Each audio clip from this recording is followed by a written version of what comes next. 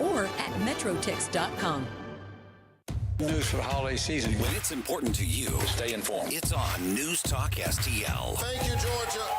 Effects of the 51-seat majority. To repeal Title 42. Our immigration system is wholly broken. Make our communities safe. Democrats can no longer ignore it. Get inflation back to normal level. News, analysis, and opinion. The hard recession that people worried about. More in taxes, Hunter Biden investigation. So we all know and understand. 101.9 and 94.1 News Talk STL.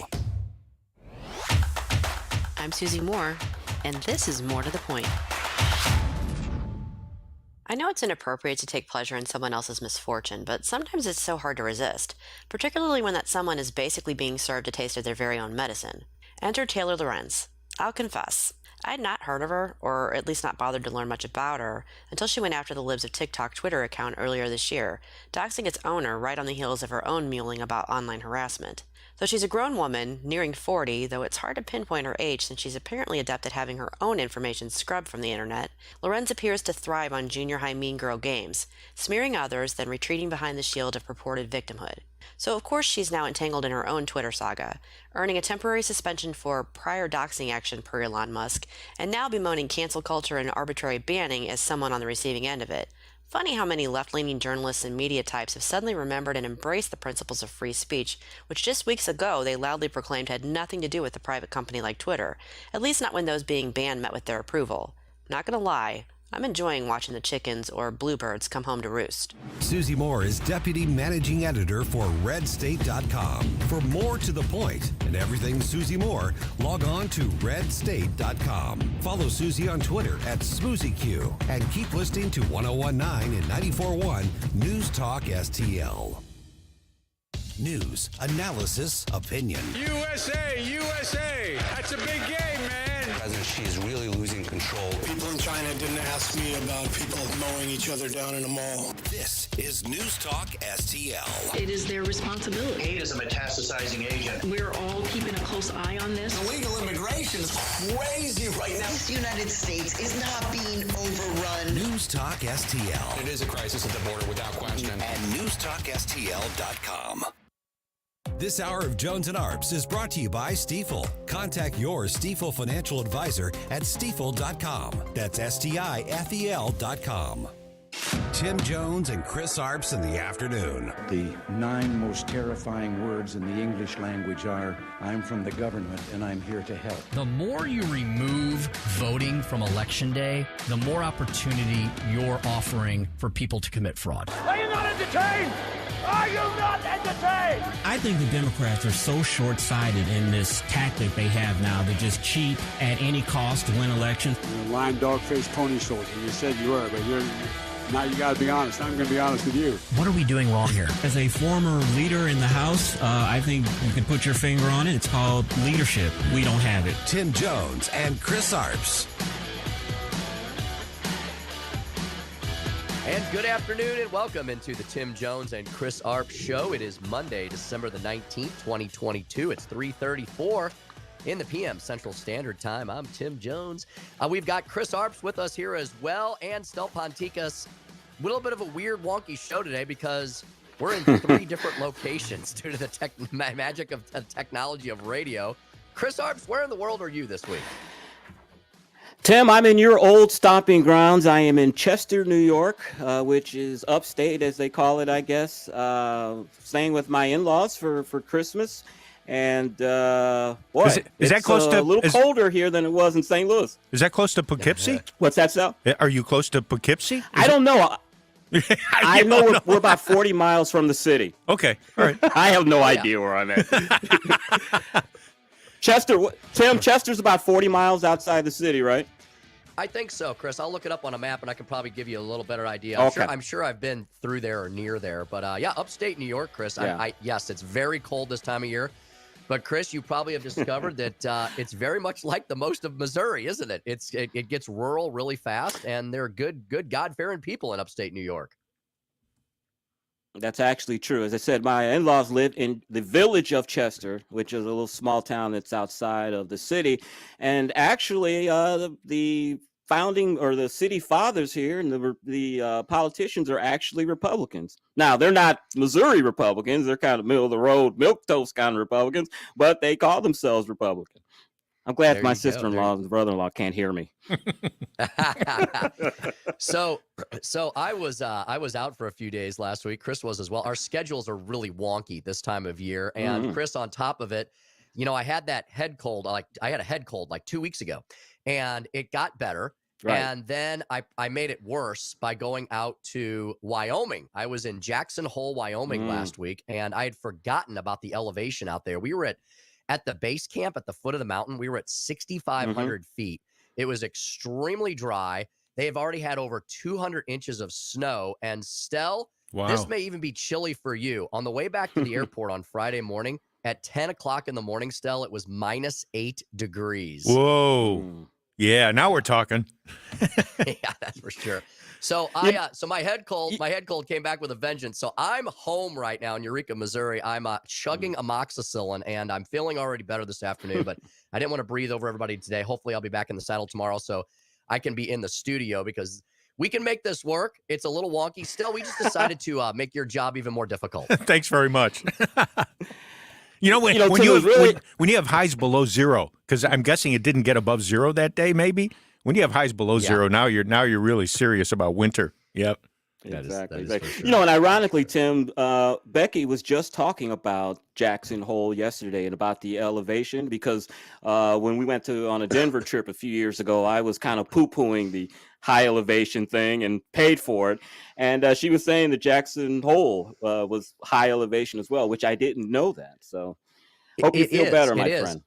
It is. And Chris, I had completely forgotten that. I had not been out to Jackson Hole in about 5 or 6 years. And I had forgotten that Jackson, Wyoming is higher than Denver, Colorado. They're at nearly 6,500 feet in the valley. Wow. And then the mountains around it, the Grand Tetons, go up to 10 and 11,000 feet. Fellas, it was beautiful. It was gorgeous. But boy, that is rough. That is rough country out there. It really is. It's amazing. I give folks who make a living out there, I give them a lot of credit because it's everything's a little harder through the winter months when it gets to be 50 and 60 below in January and February. But the beautiful scenery kind of made it worth it, though, didn't it? I heard it's absolutely gorgeous out there. It is. Chris, you know what? They say actually, if you're a skier or a snowboarder or whatever, of course, the winter's great, but they say it's just as spectacular in the summertime when it's a lot warmer. Maybe I'll go back next time in the summer, and you should go there in the summer, too. There's lots of different activities to do. The weather is perfect. There's no humidity. The highs are like 70 to 80 degrees. And the animals out there, there's more wildlife than people. Bighorn sheep, gigantic moose elk, moose. What else did we see? We saw bald eagles like flying all over the place. Oh, it's just a spectacular place. But it's good to be back here in the heartland. Which those bald eagles are going to start making their way this way soon because in January they roost over in Alton, which I went out there last year. And it was an amazing sight. There's a little park that's on the Missouri side, right before you get to the Illinois side. And I'm not joking. There were probably 8 or 9 or 10 bald eagles just nesting in a tree. And I was like, wow, I've never seen this many of them at one time. Yeah, they're really spectacular. Well, Chris Arps is in upstate New York. I am in Eureka, Missouri. Stella's in our beautifully ostentatious studios in downtown St. Louis.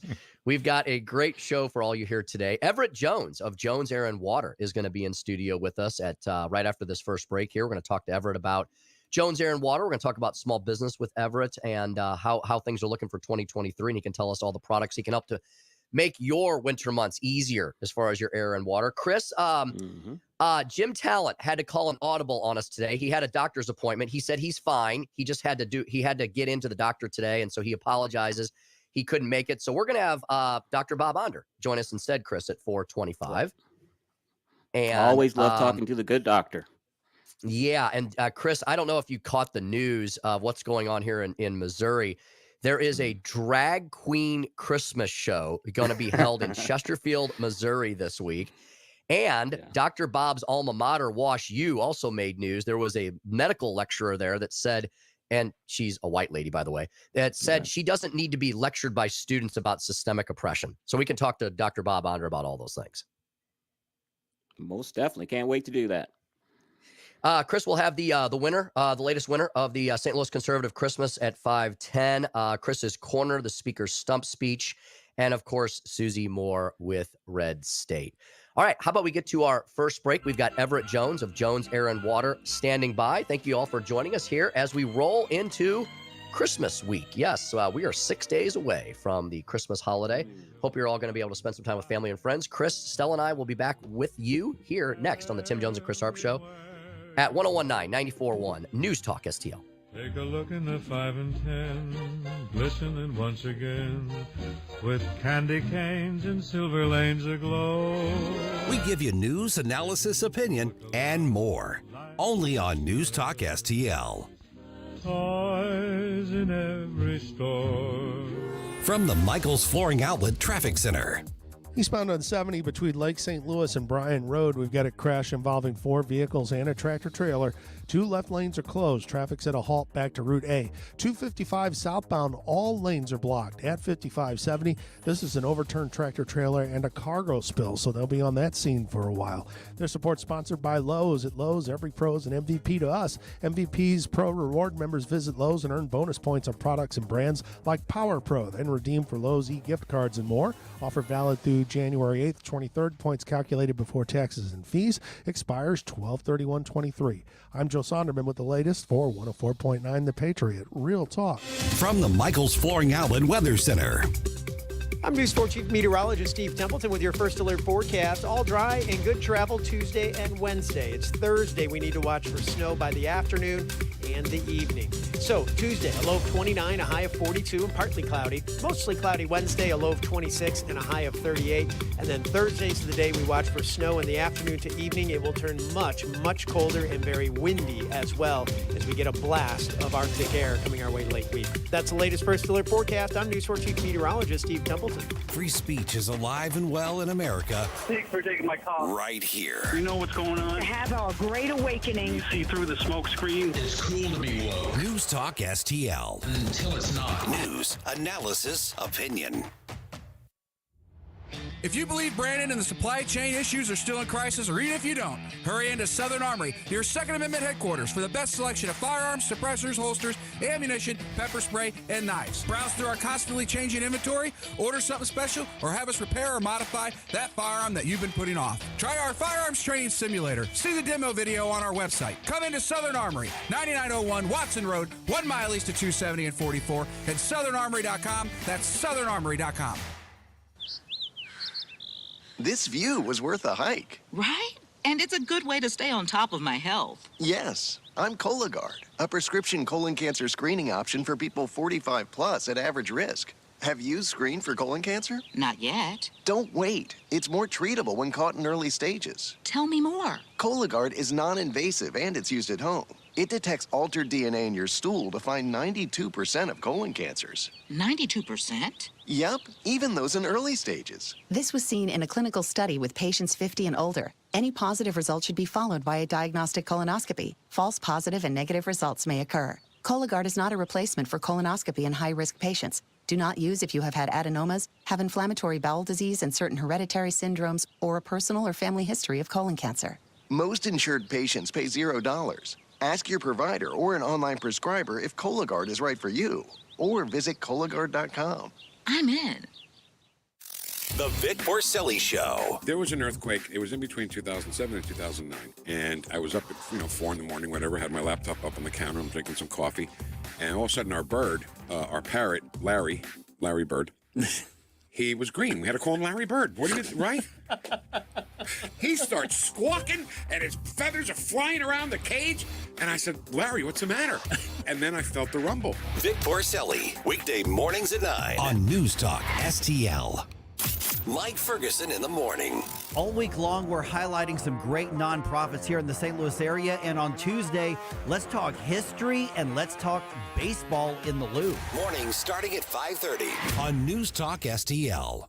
This hour of Jones and Arps is brought to you by Stifel. Contact your Stifel financial advisor at stifel.com. That's STIFEL.com.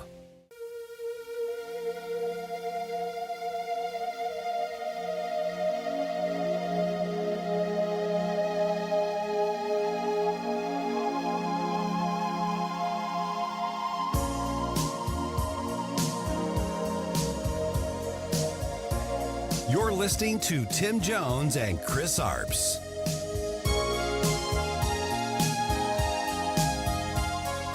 We begin this morning with the crisis at the southern border. After a year of record-breaking migrant crossings, another surge is looming. On Wednesday, the Biden administration is set to end the controversial Title 42 immigration policy. The order was first put in place by President Trump during the pandemic, ostensibly to stop the spread of COVID-19 in the U.S. It's set to expire on Wednesday after a long legal fight unless the Supreme Court steps in. I traveled to the Texas border this week and saw a system under extreme strain. Thousands of people crossing each day. The Biden administration projecting even more once Title 42 expires. Overnight, El Paso declaring a state of emergency as migrants flood into the city.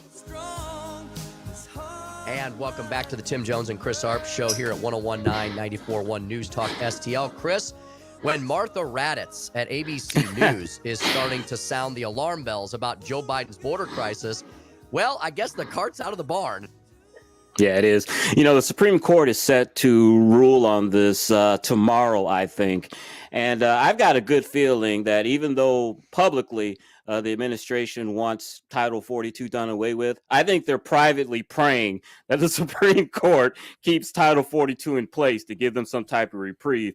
You know, this is going to be a nightmare. You've got people that are already camped out on the other side of the border. They're ready, man. They're just ready for that the next 3 days, Wednesday to come, so they can just cross over. Yep, that's exactly right. All right, we're going to switch gears a little bit here. We've got Everett Jones in studio with us, one of our fantastic sponsors here at News Talk STL, Jones Air and Water, joneswater.com. Everett, thanks for coming in the studio. I decided to stay away today so I wouldn't pass a bunch of germs on to you, but I'm drinking lots of Jones water today. That's good. That's good. I like to hear that. Everett, are you lonely in there? Oh, no, I got Stu over here. We're doing all right, man. We don't miss you guys at all. We can take over right here now. You probably could. So Everett, as we get to the end of 2022, just tell our audience, man, what's it been like being a small business owner here this year? This has got to be one of the weirdest years you have probably been through. I mean, it's the economy is in really odd shape, isn't it? It's in really terrible shape. I know I've been doing this for 28 years, and this is probably the worst December that I think I've had in my business career as owning my own business. And, you know, everybody always asks me, what do you have downtime or different times of the year that's good or bad? You know, and my business usually doesn't have an up or a down. It's pretty stable all the way through the year. But and I expected it to be bad in December because everybody's buying big ticket or little ticket items, big ticket items. They're just not out there to do my water treatment or air treatment that I do. But a lot of folks today, there's not near as many foundations in the ground this December as there was last December, which means there's not as much market for me to market to. And that's Everett, I want to go ahead.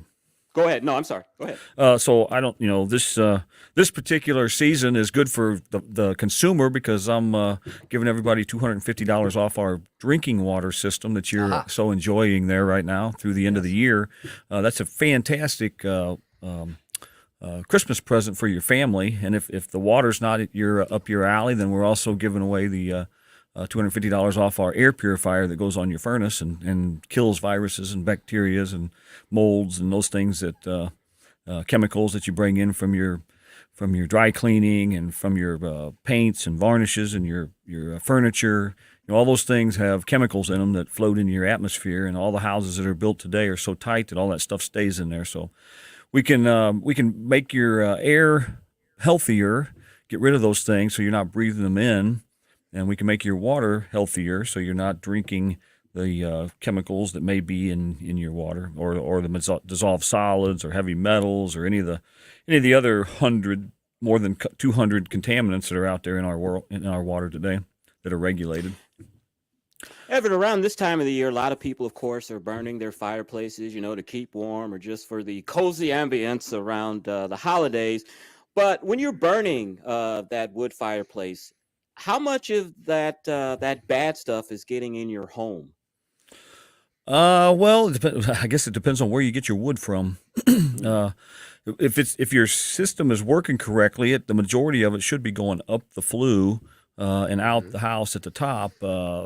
I guess the answer to that question is I don't know the answer to that question, but it does in my house. I can't burn wood in my fireplace because it does make my house smell like smoke. So we don't use our fireplace. We use I converted mine from a wood fireplace to a gas fireplace, and it seems to do better. Would an air purifier help with that? Absolutely, it would. Yep. Okay, excellent. Yeah, Everett, to follow up on that, this is the time of year, right, when we don't, to follow up on Chris's great point there, we're shutting everything in this time of year, right? So that means we're shutting everything in, the good, the bad, the contaminants.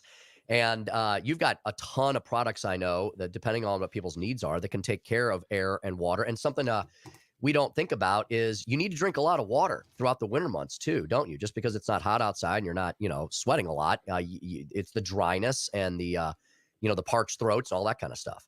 Yeah. Well, your skin is the biggest organism on your body, in your body, and it doesn't matter if it's 5 degrees outside or 75 or 90 degrees outside. You still need to moisturize that skin, and that's drinking water daily by the ounce. Don't guzzle 24 ounces and expect that to work right. If you drink an ounce every 5 or 10 minutes of water, just having it sitting on your desk or in your car, wherever you're going, if you just take a drink every now and then, you'll find that you'll drink more water if you have it with you. And that's a good thing. Everett, I'm always curious, what made an entrepreneur get into the particular business that he is in? So how did you get into the air and water purification business? What's the story? Well, when I started working for another small business, they were a Zenith TV repair shop and a Maytag super center and a Lennox heating and cooling company. And so I was the Maytag man to begin with, and I was the Lennox heating and cooling man back in the 80s. And the problems with appliances that I seen was always the water. I always had to change the water valves or the water pumps or water heaters or humidifier pads. All those things were contributors from the water quality of problems that we had to work. The Maytag man, he always sat around because there wasn't nothing to do, but we did have to work on other people's products. And then the Lennox people, I learned about air purification when we did a apartment complex, and we replaced all the furnaces in there. And as I took the old stuff out and realized that there was a mat of carpet dust inside the return air duct, I actually created a business in this area called the Dirty Duck. And that was a vacuum truck that sucked all that stuff out of there. We were the first vacuum truck in the St. Charles County, St. Louis area back in the 80s. And that's what got me into the air treatment business. So, I know what floats in the air. I know what lurks in the water. It's all there. And whether you can see it or not is not the thing. It's what you can't see that usually is the biggest problem. Yeah, that's for sure. We're talking to Everett Jones of Jones Air and Water. Everett, how about looking forward? I mean, as we just discussed, the last 2 years have been incredibly difficult, especially for small business owners. And Everett, I think we've learned that more and more and bigger government are really not the answer to anybody's problems, right? Whether you're talking education or small business or the economy. We've had the era of big government now. It's been a disaster. We kind of need to put the people back in charge of the world, don't we? Yeah, we've got a left side, we've got a right side, and our society has put us in those two categories. And I think we all need to get back to being American and taking care of each other the way God intended us to. It's not a we need to stop being so political and start being godly in more areas of this world we're in, not just this county, but everywhere.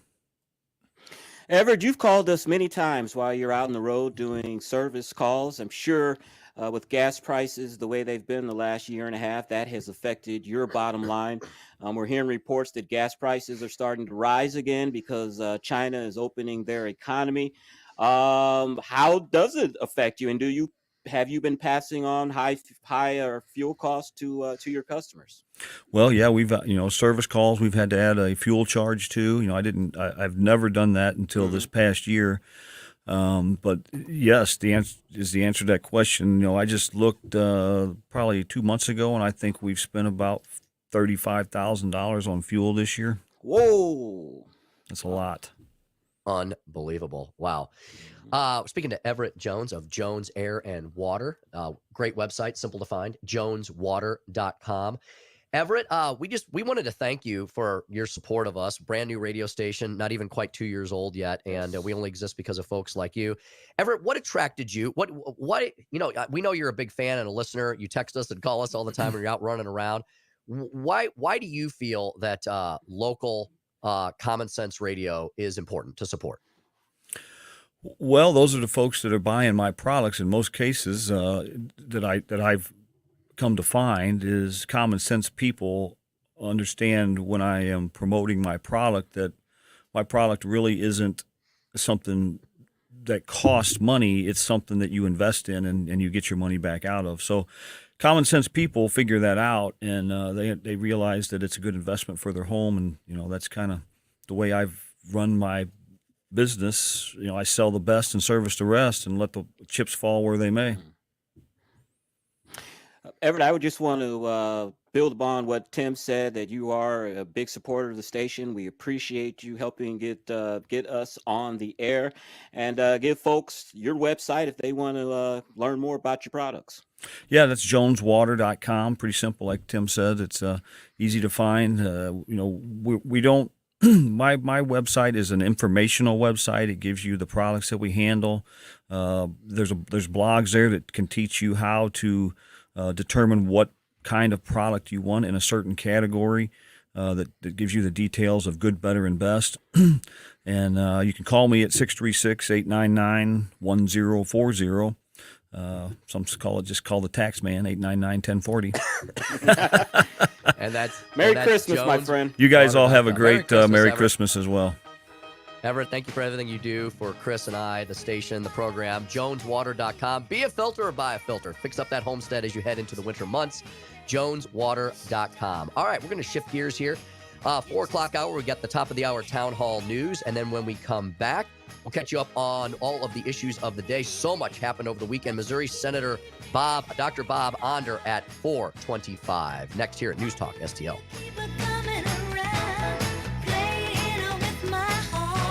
Since 2007, the state of Missouri and local governments have handed out almost $5 billion in tax subsidies or abatements to private developers. That money could have gone to basic services like schools and public safety. And studies show these subsidies don't produce the promised jobs and growth. If developers want to build a sports stadium or shopping mall, why should they be given our tax dollars to do it? It's time to reform economic development subsidies. The Show Me message has been brought to you by Show Me Institute and Show Me Opportunity. I'm Dr. TJ, owner of the Institute of Natural Health, co-owner of Optimal Nutraceuticals, and the host of Wellness 101. Wellness 101 is designed to cut through the nonsense and provide you common sense, science-based information regarding health and wellness. On the show, we discuss topics like thyroid health, gut health, hormone optimization, and many others. Our show airs Saturdays at 10 a.m. and 2 p.m. and Sundays at 11 a.m. and 3 p.m. right here on News Talk STL. For more information, visit us at inhstl.com. That's inhstl.com. KLGY HD3 Clayton, K270BW Bellefonte, KNBS Bowling Green. This is News Talk STL at 1019, 94.1, and always streaming at newstalkstl.com. News this hour from townhall.com. I'm Keith Peters reporting. Ukraine's President Volodymyr Zelensky urges European leaders to increase military assistance to Ukraine to withstand Russian aggression. Correspondent Charles de Ledesma reports. Zelensky, speaking to the meeting of the Joint Expeditionary Force in Latvia, asks for an increase of air defense systems. He says a 100% air defense shield for Ukraine will be one of the most successful steps against Russian aggression. This step is needed right now. Zelensky adds that on Monday morning, Russia used Iranian drones to attack Ukraine. Another compelling reason Europe states should increase delivery of military equipment. I'm Charles de Ledesma. President Biden plans to deliver an anti-Semitism message at tonight's White House Hanukkah reception. The president will address a rise in anti-Semitic events in the U.S. when he gathers this evening for a menorah lighting and Hanukkah blessing. The White House says he will tell guests that silence is complicity and will add that it's imperative that hate, violence, and anti-Semitism are condemned. Last week, the White House hosted a discussion on the topic with Jewish leaders. White House correspondent Greg Clugston. Sam Bankman-Fried was back in court in the Bahamas Monday, but the appearance was cut short after an attorney for the disgraced FTX founder said he hadn't been consulted beforehand. Bankman-Fried was expected to tell Judge Shaka Sevilla that he will not face extradition to the U.S., where he faces multiple criminal and civil charges related to FTX's collapse. Instead, Eyewitness News Bahamas is reporting that Bankman-Fried is headed back to jail after hearing that prosecutors and the judge dubbed a waste of time. On Wall Street, the Dow down by 162 points. More on these stories at townhall.com. Relief Factor, pain relief that's natural, pain relief that works, and pain relief that attacks the source of the pain.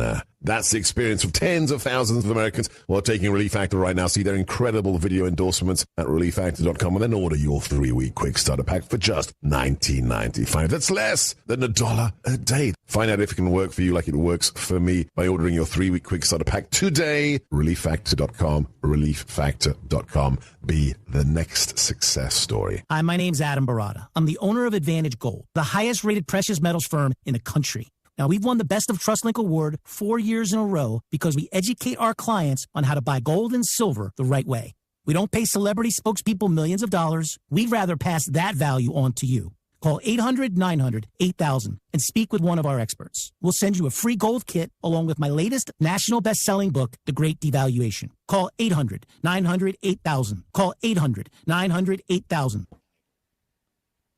West Virginia Senator Joe Manchin. From the Michaels Flooring Outlet Traffic Center. 255 southbound shut down at 5570 due to an overturned tractor trailer. It's going to be a little while before they get him out of there. Avoid that area. The 2 left lanes closed due to a crash. 70 eastbound at Lake St. Louis. We're really overloaded southbound on Clarkson approaching Kerr's Mill. We may have an incident, perhaps some signal problems there. And on the right shoulder, there's a crash 44 eastbound at Madison. This report sponsored by Lowe's. At Lowe's, every pro is an MVP to us. MVP's Pro Rewards members visit Lowe's and earn bonus points on products and brands like Power Pro, then redeem them for Lowe's e-gift cards and more. I'm Joe Sonderman. That's the very latest for 104.9 The Patriot. Real talk. From the Michaels Flooring Outlet Weather Center. I'm News 4 Chief Meteorologist Steve Templeton with your first alert forecast. All dry and good travel Tuesday and Wednesday. It's Thursday. We need to watch for snow by the afternoon and the evening. So Tuesday, a low of 29, a high of 42, and partly cloudy. Mostly cloudy Wednesday, a low of 26 and a high of 38. And then Thursdays of the day, we watch for snow in the afternoon to evening. It will turn much, much colder and very windy as well as we get a blast of Arctic air coming our way late week. That's the latest first alert forecast. I'm News 4 Chief Meteorologist Steve Temple. This hour of News Talk STL brought to you by All Solutions Pest Control, 636-486-7888, or visit them at allsolutionspestcontrol.com. If a pest-free home is your goal, call All Solutions Pest Control. When's the last time you checked your 401k balance? Well, let me prepare you. It's not pretty. The 40-year record high inflation has cost many Americans almost 25% of their 401k savings, and with a volatile market hinting at a possible worse recession, I'm worried. Are you? Meanwhile, President Biden was recently questioned at an ice cream shop if he was worried about the economy. Our economy is strong as hell. Inflation is worldwide. It's worse off everywhere else than it is in the United States. So you have a choice to make. You can sit back and relax like the president and act like nothing is happening, or you can be proactive and call Steve Auld of the Auld Financial Group and stop losing your money. Call Steve today and ask for that Stop Losing the Money plan. 636-230-8824. That's 636-230-8824. Or visit yourmoneymattersstl.com. Advisory services offered through Retirement Wealth Advisors, LLC, the Auld Financial Group, and Retirement Wealth Advisors not affiliated. Insurance and annuities offered through the Auld Financial Group. News Talk STL is proud to have Doug Voss of Safe Money Radio as part of our lineup each week. Doug has been a staple on St. Louis radio for many years as one of the leading financial experts in the area. You can hear Doug and Safe Money Radio 3 times every weekend on News Talk STL. But in case you miss anything, you can check it all out at DougVossSafeMoneyRadio.com. What else do our listeners need to know, Doug? Simply put, I focus on helping pre-retirees and retirees build, preserve, and protect retirement assets benefits, and I've been helping my clients solve their insurance and financial needs for the past 33 years. I also strive to educate my clients on how to prepare for retirement, minimize the impact of market volatility on their assets, and deal with the challenges of increased longevity. Call me today at 844-676-SAFE. That's 844-676-7233. Doug Voss is a registered representative. Securities offered through DHL Securities LLLP, member FINRA and SIPC. The latest news. To repeal Title 42. Our immigration system is wholly broken. Make our communities safe. Democrats can no longer ignore it. Get inflation back to normal level. The news you need to know. The hard recession that people are worried about. More in taxes. Hunter Biden investigation. The Respect for Marriage Act. Signed into law. The Federal Reserve keep with its aggressive interest rate hikes. And the place to talk about it. So we all know and understand what happens next. 101.9 and 94.1 News Talk STL. Subscribe and watch your favorite News Talk STL shows. Mike Ferguson in the morning. The Vic Porcelli Show. Columbo and Katie. Jones and Arps. Webcam streaming on Facebook, Twitter, Rumble. Subscribe and watch. News Talk STL. Tim Jones and Chris Arps in the afternoon. The 9 most terrifying words in the English language are, I'm from the government and I'm here to help. The more you remove voting from Election Day, the more opportunity you're offering for people to commit fraud. Are you not entertained? Are you not entertained? I think the Democrats are so short-sighted in this tactic they have now to just cheat at any cost to win elections. You're a lying dog-faced pony soldier. You said you were, but now you got to be honest. I'm going to be honest with you. What are we doing wrong here? As a former leader in the House, I think you can put your finger on it. It's called leadership. We don't have it. Tim Jones and Chris Arps. And, I think that there's I've been in and out, not as obviously combatant, but in and out of Afghanistan, Iraq, and these areas 38, 39 times. Not as president, only twice as president, but from the time I was a senator, but particularly when I was vice president. All right, first of all, he's a disaster. Second, he's a disastrous liar. Welcome back to the Tim Jones and Chris Arps Show. 101.9, 94.1 News Talk STL. Chris Arps, there is the leader of the free world. God help us.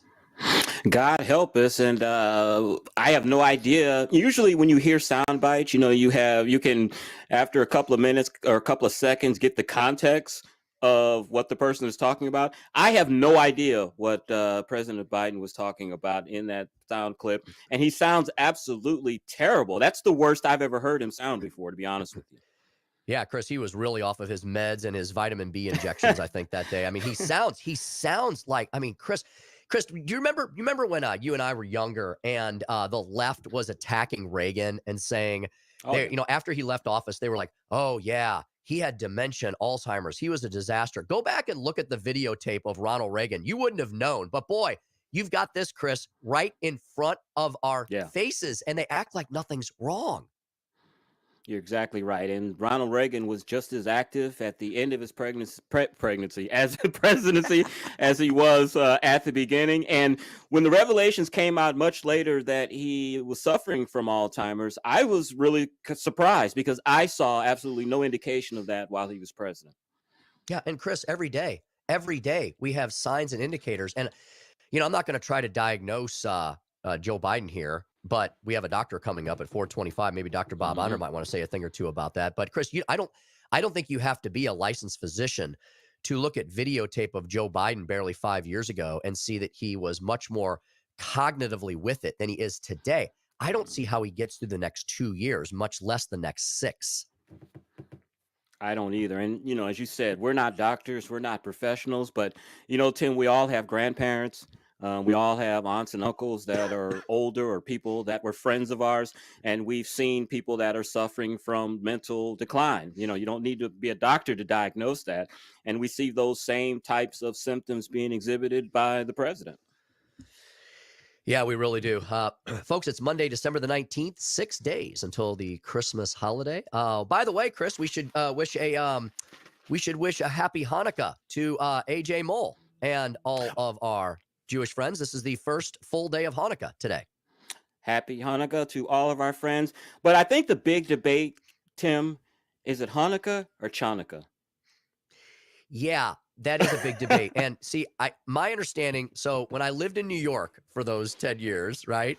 And participated in a lot of different Jewish celebrations over the years with a lot of my friends up there. They would pronounce it, Chris. They would the CH, the proper spelling is CH, but you say Hanukkah. You like, okay. It's kind of a harsh kind of sound, you know, which I can do even better now with my cold. So. So it's got kind of that Yiddish pronunciation, because Yiddish is all it has a lot of that. That's right.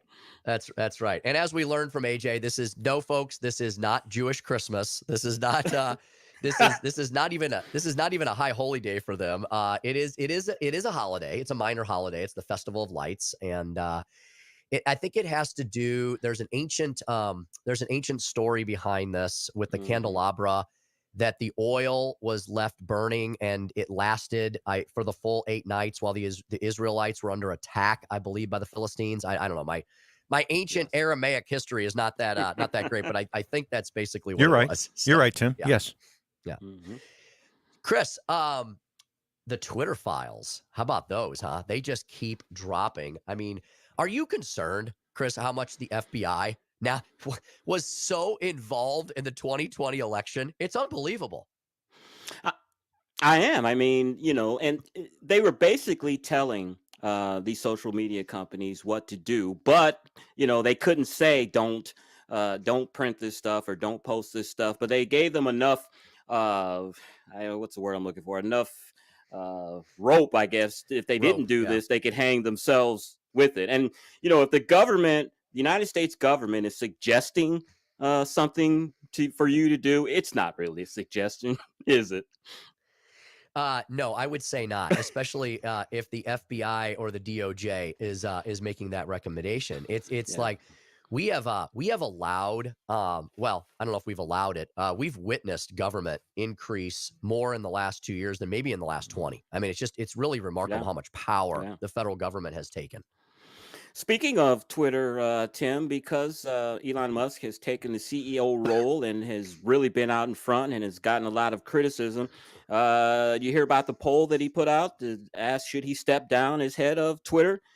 He got the results back, and 58% said that he should step down from Twitter, which I think he's going to do that anyway, because ironic or not ironic that as soon as he announced that poll, Tesla stock shot up. So I think the Tesla people are like, dude, we want you to get away from your toy and come back to Tesla and run this company. Yeah, Chris, that's a great point you make. In that poll, I will bet you that 58%, it's probably not just the haters, right? It's people who may care very much about Elon Musk and believe that this is just a massive sideshow distraction. I think two things can be correct at the same time. They're very happy that he has bought Twitter and that he's, returning it hopefully to more of a free speech platform, but they don't necessarily want him on there every single day. He's kind of become the new Trump, right? Now we've got Musk derangement syndrome every day. Exactly. And Tim, I think also a part of him wanting to step back from Twitter, because he causes a lot of controversy doing that. You remember the incident that happened where his jet was being tracked and some nut was following his son around in a car when they thought it was him. And maybe he's looking at, hey, I need to step back from Twitter, to get the Tesla stock back up, but also put a little of the spotlight off of me so that these crazy people aren't following my jet and following my family. Yeah. I mean, you don't become the richest man in the world on any given day by, I love the people who think that they can do it better than him, or that Elon Musk is an idiot or he doesn't know what he's doing. I mean, it's fair criticism to criticize him for things he's doing with Twitter, but he didn't become the richest man in the world by being an ignoramus. Now exactly like with famous athletes, Chris. There's a lot of world-class famous athletes who, to make an analogy here, they may be the best football player in the world, but that doesn't mean they're going to excel on the PGA Tour or on baseball, right? I mean, people are kind of built to do certain things, and maybe Elon Musk shouldn't be running a social media company. Yeah. Tim, I want to switch gears for just a second. Yes, sir. I want to get your thoughts on this big story that broke over the weekend. Father Frank Pavone, I think that's his name. He's a Catholic priest who is very pro-life, is very involved in the pro-life movement. He's involved with Priests for Life.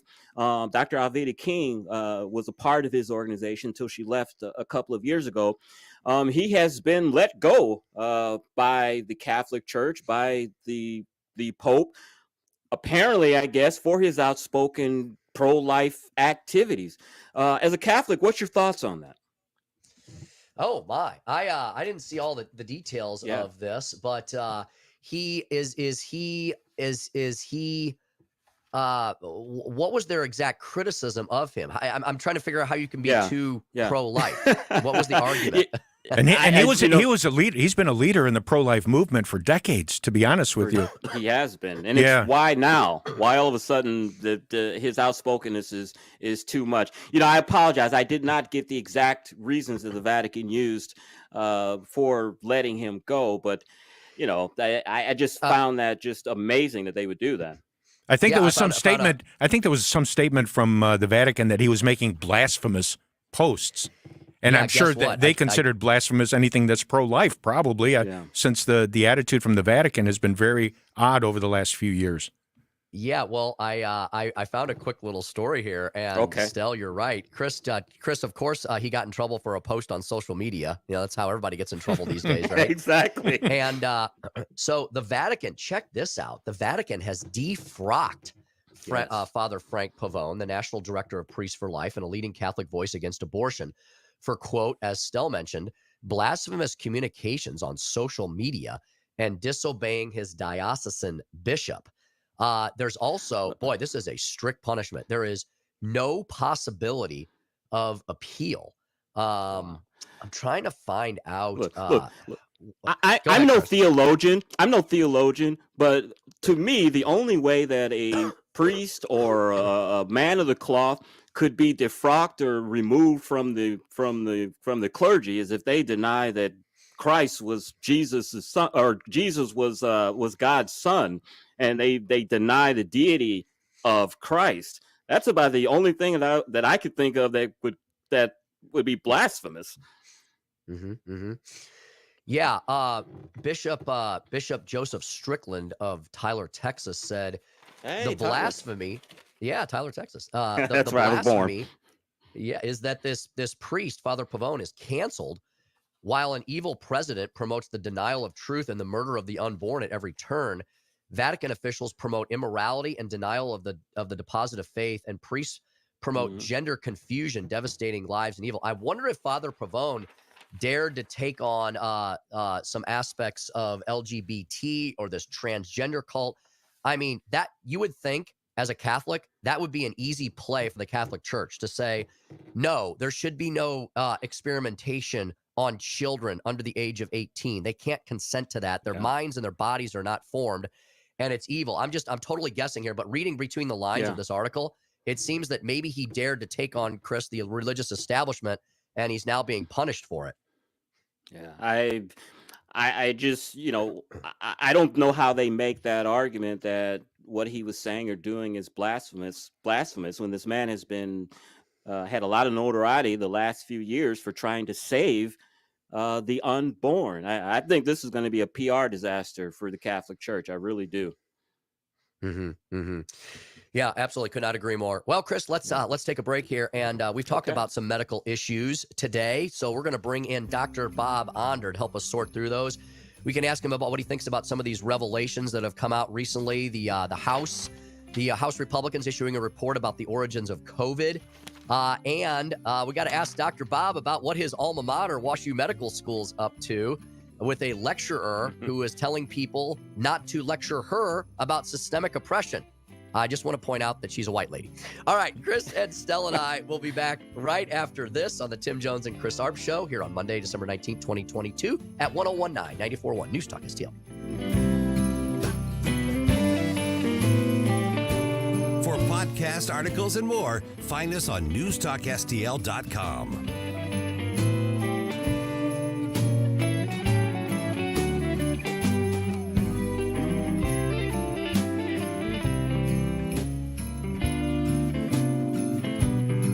from the Michaels Flooring Outlet Weather Center.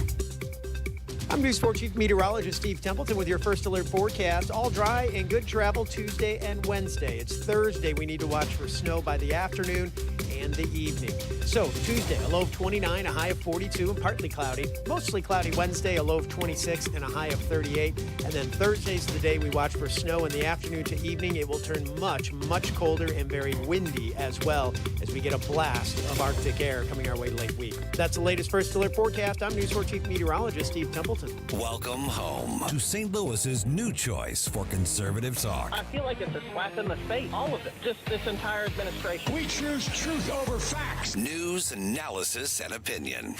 Where's the news media? Their non-coverage of Elon Musk's Twitter files. The Respect for Marriage Act. Signed into law. An historic day. The Federal Reserve keep with its aggressive interest rate hikes. Will we have a government shutdown? We don't even have an overall agreement. We're running out of time. 101.9 and 94.1 News Talk STL.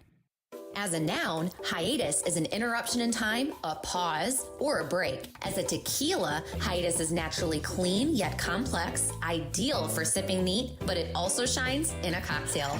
Some companies cut corners, but we prefer to take our time as our blue agave plants take up to 8 years to fully ripen. We got your taste at Hiatus Tequila. Go on a hiatus from the everyday. You deserve it. Get 10% off your first order using coupon code HOLLY10 on shophiatustequila.com. Michaels Flooring Outlet is a locally owned and operated family business for more than 28 years, featuring exclusive products, unbeatable prices, and expert installation. You can choose from a wide variety of flooring options, including carpet, hardwood, laminate, ceramic tile, luxury vinyl, natural stone, plus many other options. And you'll gain a peace of mind knowing that your flooring and carpet installation will be done right the first time when you hire the experts at Michaels. You can shop in-store at one of their 3 convenient locations or shop from home online. Check out everything Michaels Flooring has to offer at igotfloored.com.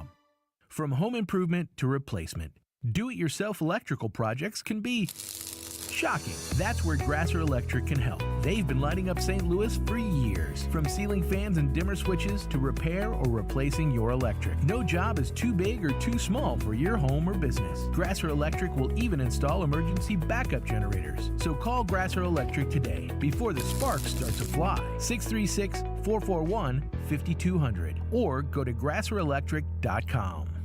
Fox News commentary. The 5th largest county in the Golden State doesn't want to be a part of California anymore, and it's getting serious. I'm Tommy Lahren. More next. We conquer cancer.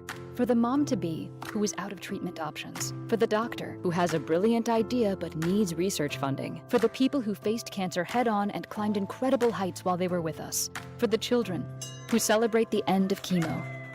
We conquer cancer for all who have been touched by it. Conquer Cancer accelerates breakthroughs in research and care for every cancer, every patient, everywhere. Join us at conquer.org. The geography, weather, and overall aesthetics of California are unbeatable, but when you add in the taxes, homelessness, policies, and leaders, well, it makes being part of the state a little less appealing. But California's 5th largest county is doing something about it. Residents of San Bernardino County have voted to research the possibility of secession from the state. This is legit. Voters approved a ballot measure directing officials to look into the legal ramifications of seceding from the state. That's right, this more conservative county east of LA wants to become its own state. Now, it's a long shot because even if voters approve secession, the California state legislature and Congress would have to sign off, and that's highly unlikely. But I gotta give it to San Bernardino. They are taking their sick and tired of it attitudes and taking action. California is unaffordable for the middle class, and while a whole new state within a state is a pipe dream, it's worth dreaming anyway. Good luck, San Bernardino. I'm Tommy Lahren. St. Louis's place to talk. The American people have further lost faith in our governmental institutions. People can decide what they want and how they want to live. News Talk STL. News, analysis, opinion. This hour of Jones and Arps is brought to you by Stifel. Contact your Stifel financial advisor at stifel.com. That's STIFEL.com. You're listening to Tim Jones and Chris Arps. Don't want a lot for Christmas. There is just one thing I need. This is ongoing work. It's shared collective responsibilities. It's not just the White House. We're asking governors to step up, mayors to step up, religious leaders to step up, because if we're going to get a country as big and diverse as ours through this difficult period, we're all going to have to pull on this together. Welcome back to the Tim Jones and Chris Arps Show here at 1019 94.1 News Talk STL. It's Monday, December the 19th, 2022, 4:26 in the PM. Chris, that was Joe Biden's COVID coordinator, and that was a clip, Chris, not from last year. That was a clip from last week. So Joe Biden, Chris, declared the pandemic, as Stell loves to call it, the plandemic, and I love that indeed, over. He called it over, but why is the COVID coordinator saying we've all got to work together to defeat the pandemic still? I mean, the mixed messaging, Chris, is the only messaging that seems to come out of this administration. Very big messaging. And, we've talked about this on the show that, Joe Biden has said that the pandemic is over, but all of the mechanisms that the government put in place, emergency mechanisms the government put in place for COVID are still there, which include not having to pay on your student loans and a host of other things. So you're right, man. Big time mixed messaging there. Let's bring in our next guest. He happens to be a medical professional. He did not just stay in Holiday Inn Express last night. He is Missouri State Senator Bob Onder, at Bob Onder Mo. Doc, good afternoon. Welcome back to the Tim Jones and Chris Arps Show. Hey, Tim. Hey, Chris. Merry Christmas.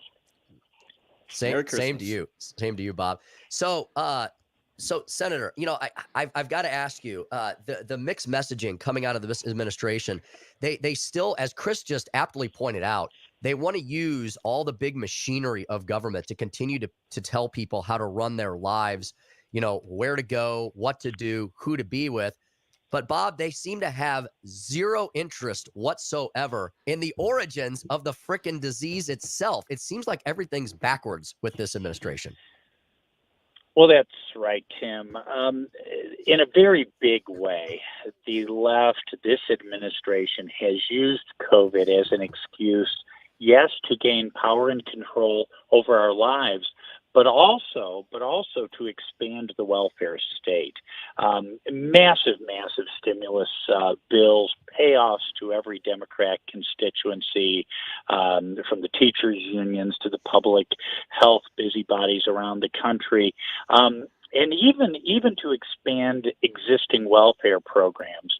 Did you know, Tim, that to this day, you could win the Missouri lottery, or for that matter, the Powerball, and you still could not be thrown off of Medicaid anywhere in the country. There is no eligibility checking and no throwing anyone off of Medicaid for any reason, for failure to do work requirements, for excessive income, even for moving out of state. Missouri Medicaid can't throw you off of Missouri Medicaid. Because we're still in the COVID state of emergency per Joe Biden, even though he said verbally that the COVID crisis is over. But you're right, no interest whatsoever in finding out the origins of this virus so that it won't happen again. Bob, I want to go national with you for a second. You are a doctor, but you're also a recovering politician. And I want to get your thoughts on this RNC national chair race between Ronna McDaniel and Harmeet Dillon, who is challenging her. Our national committee man today put out a statement in support of Ronna McDaniel given another term. What's your thoughts, sir? Yeah. I don't know that it's so much that Ronna did a poor job, but the fact is many times life isn't fair. Many times when CEOs fail to meet earnings expectations or certain growth expectations for the company, the board decides it's time to take the company in a new direction. And, our party dramatically underperformed expectations in the midterms in 2022. It has been unheard of that there hasn't been a red wave or a blue wave that played against the president's party in that first off-year election. So we did some stuff very badly wrong. I think one of the things we did wrong is Kevin McCarthy was so busy playing in primaries to make sure he could gather up the speaker's votes he needed that maybe resources were lacking for the general elections, or at least focus and concentration was lacking. But our national party did a disastrous job, and it's not, and as much as they say, oh, it's not the party, it's the candidates. Well, candidate recruitment, Tim, you remember this. I remember this from my critical days. Candidate recruitment is critical, and we really made we picked up some seats we maybe wouldn't have gotten, and sometimes made good challenges against seats that were strong Democrat seats because we recruited good candidates. So don't give me this, well, it's all Donald Trump's fault because there were some weak candidates on our side. So I think it's probably time to move on. Speaking of Missouri State Senator Dr. Bob Onder, at Bob Ondermo on Twitter. Well, Bob, I'm sorry to rub salt in the wounds of your poor alma mater. They made the news once again here, Bob, here in St. Louis. Oh, my gosh. Bob, WashU Medical School. Where to begin with WashU Medical School? A WashU lecturer was warning her medical students not to quote, debate her. So we no longer are going to debate, Bob, on the university campus. And they're not supposed to debate her on systemic oppression, because she will shut that, shoot down. I mean, yes. Bob, the arrogant, and Bob, first of all, what in the world are we talking about systemic oppression? Bob, does biology care necessarily what race you are, when you're treating a patient? Yeah. When I was in medical school, we didn't think that way. When Hippocrates wrote the Hippocratic Oath, we didn't think that way. But we just learned that this year the American Association of Medical Colleges announced a new curriculum policy under which aspiring doctors would be required to learn woke concepts like intersectionality, and overlapping systems of oppression and discrimination that communities face based on race, gender, ethnicity, ability, and they talk about white privilege, anti-colonialism, and race as a social construct. Now, when I went to med school, we learned that, if you're African American, you have a higher chance of having sickle cell disease or lupus, and that if you're white, you're more likely to have cystic fibrosis. And yet, so somehow, I don't know what they're getting at here. Race is just a social construct. I guess just like gender, really, you can't say anymore that only women get pregnant. No, this is insane.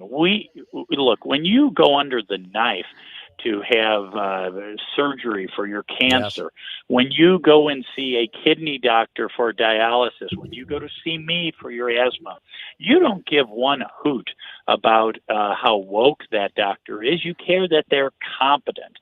And what I think is going to be going on more and more is that just like the military, we're going to be driving off and even kicking out very dedicated young men and women who don't walk the line on a woke left-wing ideology. And it's pathetic. It's pathetic. It's happening in medicine. Dr. Bob, Carl Bearden, former Speaker Pro Tem, and Tim Fitch, former 3rd District Councilman for St. Louis County, wrote an editorial in the Missouri Times with the title, "Conservatives Almost Lost a Missouri U.S. Senate Seat. We can stop that from ever happening again." Dr. Bob, their solution? Ranked choice voting. Oh, my gosh. Oh, my gosh. Those two are both friends of mine. They're dead wrong on this one. Ranked choice voting in the state of Alaska just this cycle, in a race where Republicans on first round of voting got 58% of the vote, ended up sending a Democrat congressman to Washington, D.C. And almost as bad, ranked choice voting is what keeps uber Uber Rhino, Uber anti-Trump, Lisa Murkowski going back to the U.S. Senate. In Maine, similarly, Republicans won the first round of voting, but ended up sending a Democrat to Congress. No, I don't see how any Republican in their right mind would even consider ranked choice voting as a reasonable change in our election laws. Now, I know there are some people who are getting paid to support ranked choice voting, but I don't. And there are some people who rather elect Rhino Republicans than conservative Republicans, but I don't think either of those things are true of Tim or Carl. So I'll have to talk to those guys. Hey, Tim, can I read just a paragraph from this? Their it says, here's what they said, Bob. The U.S. Constitution does not limit Americans to voting for only one candidate. It gives states the right to decide. The pick one limit on our freedom is an accidental bug, not a deliberate feature. Fixing this problem will protect the will of Missouri's minority. Let's give Republican primary voters the freedom to vote for any candidate they support instead of only one. It will stop the vote splitting and ensure the strongest nominee emerges.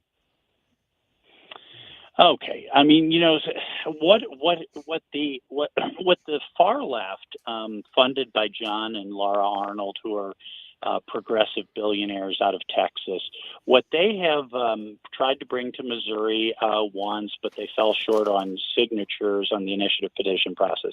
They've tried to bring a combination of it's jungle primaries where all Republicans and Democrats and independents and communists run in the same primary, and then the top three advance to the general. So what generally happens is you have two in a red state, two Republicans and one Democrat advance, and then you drop off the Democrats' vote. They usually come in third, and you reassign them to one of the two Republicans. What ends up happening is those Democrat votes get reassigned to the biggest Rhino Republican that is running in the race. So I challenge anyone to show me where a conservative prevailed in a ranked choice voting scheme. And there's a reason only Alaska and Maine have adopted this so far. And it's confusing. I think it disenfranchises people who don't understand the intricacies. But I think, I think progressives are more likely to walk in lockstep and vote strategically, whereas I think Republicans are more likely to be confused. Ranked choice voting is a disaster. And you know what? If there weren't tens of millions of dollars behind this, we wouldn't even be talking about this in the state of Missouri. Yeah, and Bob, like you said, all you got to do is talk to legislators or former legislators in Alaska or Maine, and they'll tell you what a bad idea it is. I was actually with a former lieutenant governor of Alaska, Meade Treadwell, this past weekend, and he is not a hardcore fire breathing conservative. He's not a huge Sarah Palin fan, but you know what he told me? He said, Tim, I would have rather had Sarah Palin than a Democrat, and the only reason Sarah Palin didn't win was because of ranked choice voting. It's a bad idea. It takes out Republicans. It takes out conservatives. It's only a tool of the left. I mean, and that's straight from the horse's mouth, from a guy who was in elected office in a state that's had it for many years. And Tim, even some honest progressives will admit that ranked choice voting is a bad idea. California doesn't have ranked choice voting statewide, but they have it in certain, cities and counties, I believe. And former governor of California, Jerry Brown, called it something like ridiculously confusing. So no one who even trying to explain ranked choice voting probably takes 15 or 20 minutes to explain it thoroughly. It's a scheme, just like what was it, Clean Missouri a few years ago, for the left to grab power in an otherwise solidly red and conservative state. It's just a bad deal. Dr. Under, last week, St. Louis hired a brand new police chief. We talked about it a little bit on the show. And one of the comments that I made was, we looked up the salary and I was like, boy, that's kind of low. I think it was $150,000. Usually, police salaries for big cities are 200 plus. And we found out today in a story in the Post-Dispatch that the St. Louis police chief's salary is being supplemented $100,000 by the St. Louis Police Foundation. What's your thoughts on that? Yeah. Well, the first reaction is I imagine a lot of would-be police chiefs would say you couldn't give me enough to take the job. But yeah, that is I agree with you there, Chris. But the thrust of your question, which is a job as challenging as that. You need good talent, and you need to pay what that good talent is worth. So I don't know the internal politics as to why the police chief's salary has been set where it is, but I wonder in the back of my mind whether there's been a little defund the police going on even with the chief's salary. Yeah, excellent point indeed. Missouri State Senator Dr. Bob Onder at Bob Ondermo on Twitter. Bob, thanks so much for all of the time today. We always appreciate your insight and analysis. And Merry Christmas to you and your wonderful family. Merry Christmas. Merry Christmas, Tim. Merry Christmas, Chris. Very good. There he goes, Senator Bob Onder. Well, Chris, we covered a lot there. Tell you what. We did. That seemed like an extra long interview there. From Dr. Fauci to the St. Louis City Police Department. Yeah. I thought that was very interesting, though, that they supplemented, because I was like, man, $150,000. That's kind of low for a big city police chief, and now we know why he came. They're supplementing it. Chris, I'm just speculating here, but I will bet you that the laws, like the laws and the ordinances that govern the city of St. Louis, are so ancient and antiquated that they need like a massive overhaul to bring them up into the 21st century. But the problem is, you know what that's like. You open up that can of worms, and then all of a sudden, everybody's ox is getting gored. Yeah, exactly. Hey, Tim, the Chris's Corner, when we come back, the title is, and I thought I was pretty creative today, the Big Crypto Apple Turnover. Ooh. I love it. Chris, does that come a la mode? It does. It does. Very good. All right. Crypto Apple turnover.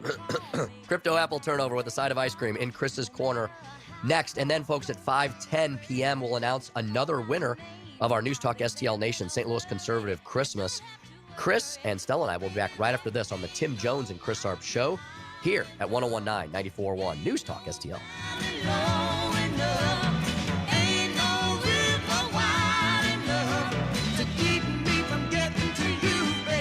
Like and subscribe to us on Rumble. News Talk STL.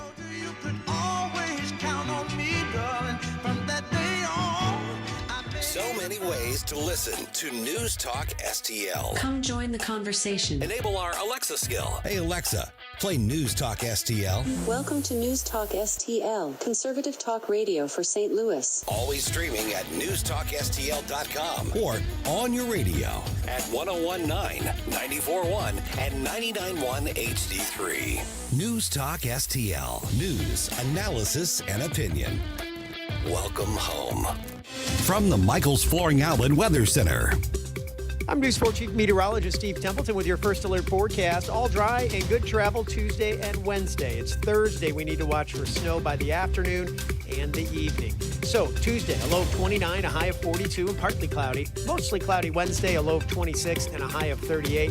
And then Thursday's the day we watch for snow in the afternoon to evening. It will turn much, much colder and very windy as well as we get a blast of Arctic air coming our way late week. That's the latest first alert forecast. I'm News 4 Chief Meteorologist Steve Templeton. If you find yourself feeling out of place in the world, it's comforting to know conservative values haven't been abandoned everywhere. But I'm not going to turn my dial off for you guys. I really like this channel. This is News Talk STL. Welcome home.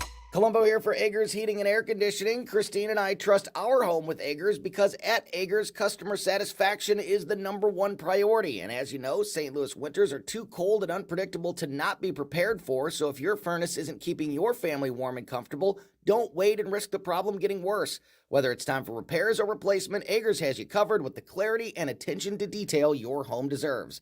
Contact Eggers now at 636-242-6515 or at callaggers.com.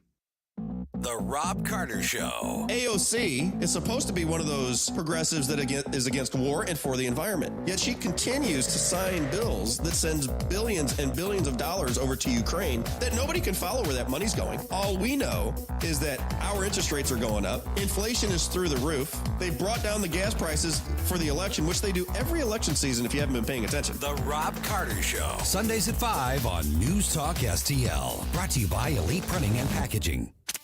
Mike Ferguson in the morning. Chris Dorr from the American Firearms Association. Chris, Democrats notoriously do not want to answer the question, what is an assault weapon? You know, the AR-15 that they want to ban. When you hear assault weapons ban being used by the radical left, just think firearms ban. They want to get rid of all of them. They use terms that they're not, that they don't bother to define along the way just to try to score points. Weekday mornings, 5:30 till 9. On News Talk STL.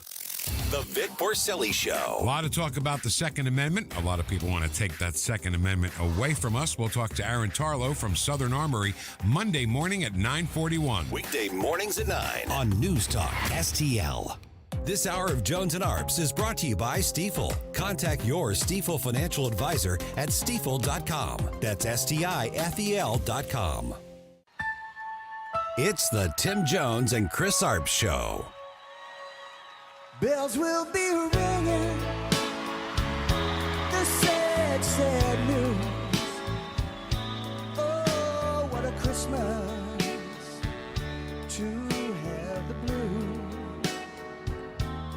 My baby's gone. I have no friend. And welcome back to the Tim Jones and Chris Arps Show here on a Monday, a chilly Monday. December the 19th, 2022. Chris, I know snow is a way of life up where you are in Chester, New York, north of Manhattan, getting into the hinterlands up there. But Chris, you may be happy that you're there instead of here because we're going to get basically a blizzard later this week. They're talking single-digit temperatures, maybe into the minuses, and they're not quite sure on the snow yet. It keeps coming back and forth. I've heard Stell and Tony talking about it earlier today. That's what I heard. I saw news reports yesterday. They were talking 11 inches in the St. Louis area and farther south, maybe up to 15 inches. You know, we drove here from St. Louis, and when we were in Pennsylvania, I think it was snowing pretty hard, looking kind of like blizzard conditions. But luckily, when we entered the great state of New York, it cleared up. So I'm kind of glad I'm not there right now. Can't deal with 11 inches of snow. Yeah, you know, the current forecast I'm seeing, and Stell, I know they've changed this a lot over the last 72 hours. I'm seeing snow coming in Wednesday evening of 2 to 4 inches, and then maybe another 2 to 4 inches on Thursday. So yeah, that's 4 to 8 inches if we get it. Are you seeing the same, Stell, or anything differently our listeners should be prepared for? To be honest with you, it's been anywhere from flurries to a foot. That's helpful. And it just kind of depends on where you check. The one thing, though, that really makes it a bit scary are the winds, 35 to 40 miles an hour, possibly. And if you've got winds like that with essentially blizzard conditions and temperatures going down to zero overnight, yeah, it's going to be a tough 48 to 60 some hours there beginning on Thursday. Chris, the projected high on Friday is 2. Yeah. Ooh. That's like I was when I was in Iowa. Those were the highs for that entire week. We were knocking doors and that. Hey, Tim, before I get to the Chris's Corner, Stell sent us both a news item. Apparently, the Chief Justice has temporarily paused the end of Title 42. And I bet you all the people in the White House and the West Wing are screaming for joy and toasting right now. They're glad this has happened, even though they won't say that publicly. I could not agree with you more. Chris, their idea is to try to have their cake and eat it too on this, right? Their base wants them to be an open borders insane asylum. And yet most Americans are going, even Chris, some Democratic congressmen and women down on the southern border in the El Paso area are saying, you need to do something, Joe Biden. I mean, for the love of God, Mayor Eric Adams in New York is pleading for help because of the humanitarian crisis.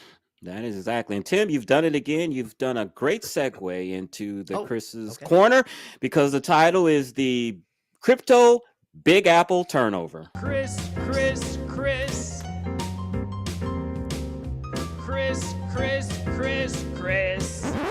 The whole thing is a joke. Good God, we got to do something here, people.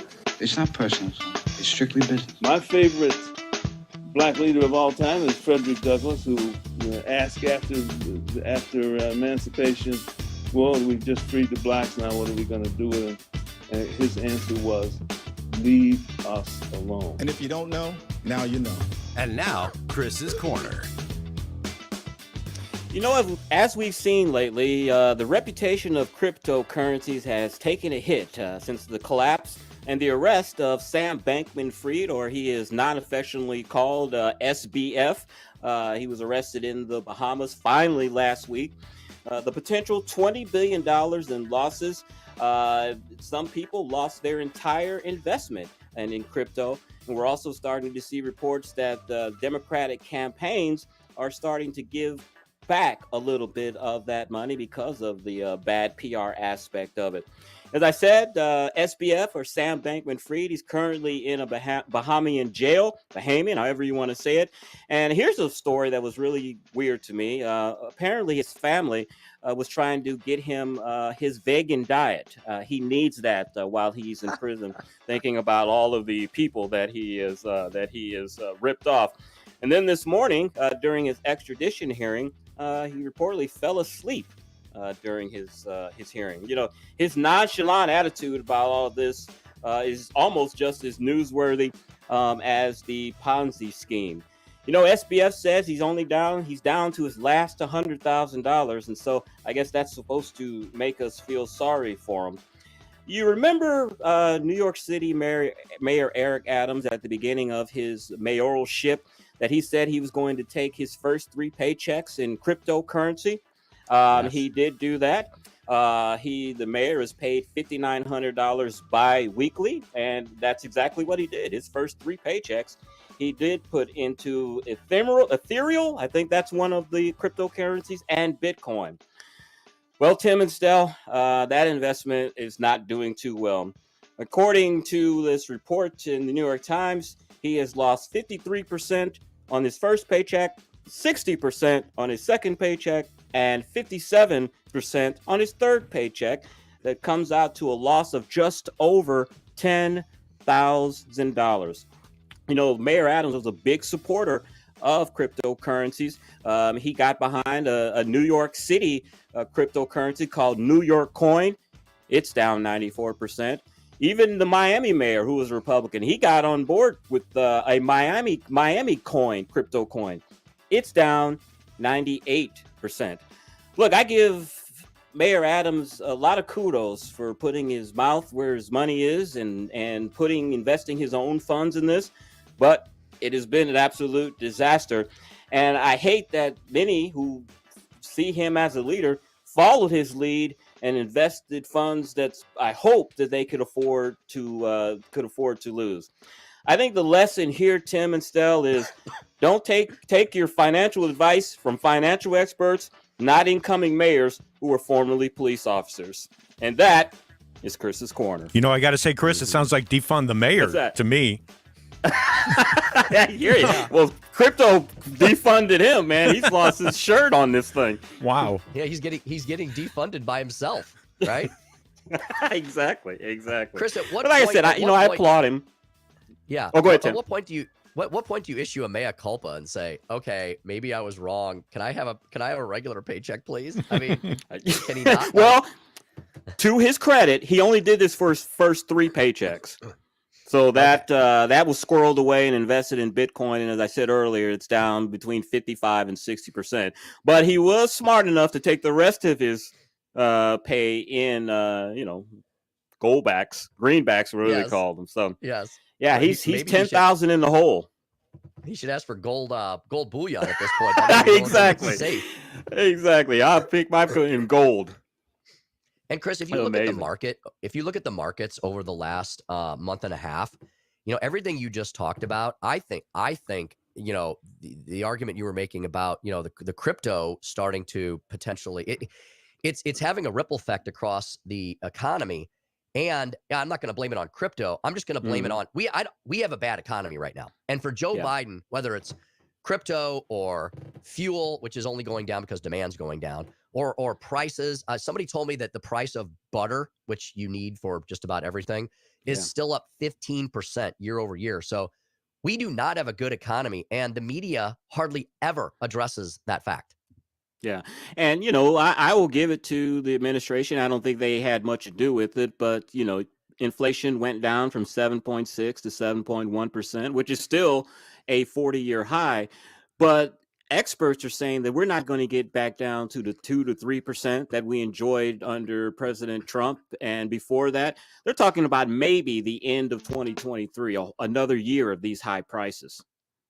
Holy smokes. And it continues to hammer small businesses like whatever Jones told us earlier at the beginning of the show, Jones Air and Water and others. I mean, the price of everything is more expensive for them. And so they have to pass along those prices to us because they can't stomach them all themselves. I know a lot of restaurants are trying to take as many of the margins as possible, but it's nearly impossible to take all of them.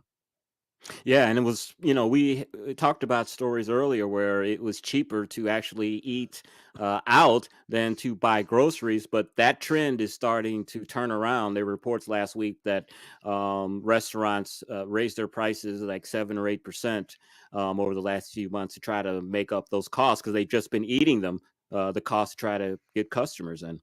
They can no longer do it. Chris, are your relatives up in the New York area? Are they concerned about the energy, the fuel issue? You know, we talked a few months ago about home heating oil, and so much of the East Coast is heated with home heating oil and old boilers and radiator heat. Right. Are they concerned about that as we're heading into winter? I think they may be concerned, not here in Chester because they've got electricity and gas like we do, but my brother-in-law has a architectural firm there in Manhattan, and I'm sure that building has old boilers and things of that nature, which is, you know, increasing the cost. So personally, no, but you know, they work in New York, in the city, and you know, luckily for them, they commute on the train, so they don't have to, you know, pay for the gas that all of us are suffering under these high prices. Yes. You know, that is the one place I will say in the world where, and there's other places like it. You know, the public transportation system there is actually pretty good. That is one thing I'll say about New York, Chicago, Washington D.C. You know, I mean, my brother-in-law, does well. They live in Chester, which is 40 miles from New York, but he takes a passenger train to one stop, and then he takes the subway into the city. Yep, I remember those days. It's a lot of commuting. It is. Bring some good reading material for sure. Exactly. All right. Exactly. Chris, excellent Chris's Corner. We're going to take a break, folks. 5 o'clock means top of the hour news at 5 p.m. from Town Hall. When we come back, we'll do the speaker's stump speech on the big wide world. And then we'll have our, well, actually, you know what? We'll probably do our winner first. When we come right back, we'll do our winner first of the St. Louis Conservative Christmas. We've got a great prize to give away today, tomorrow, and Wednesday.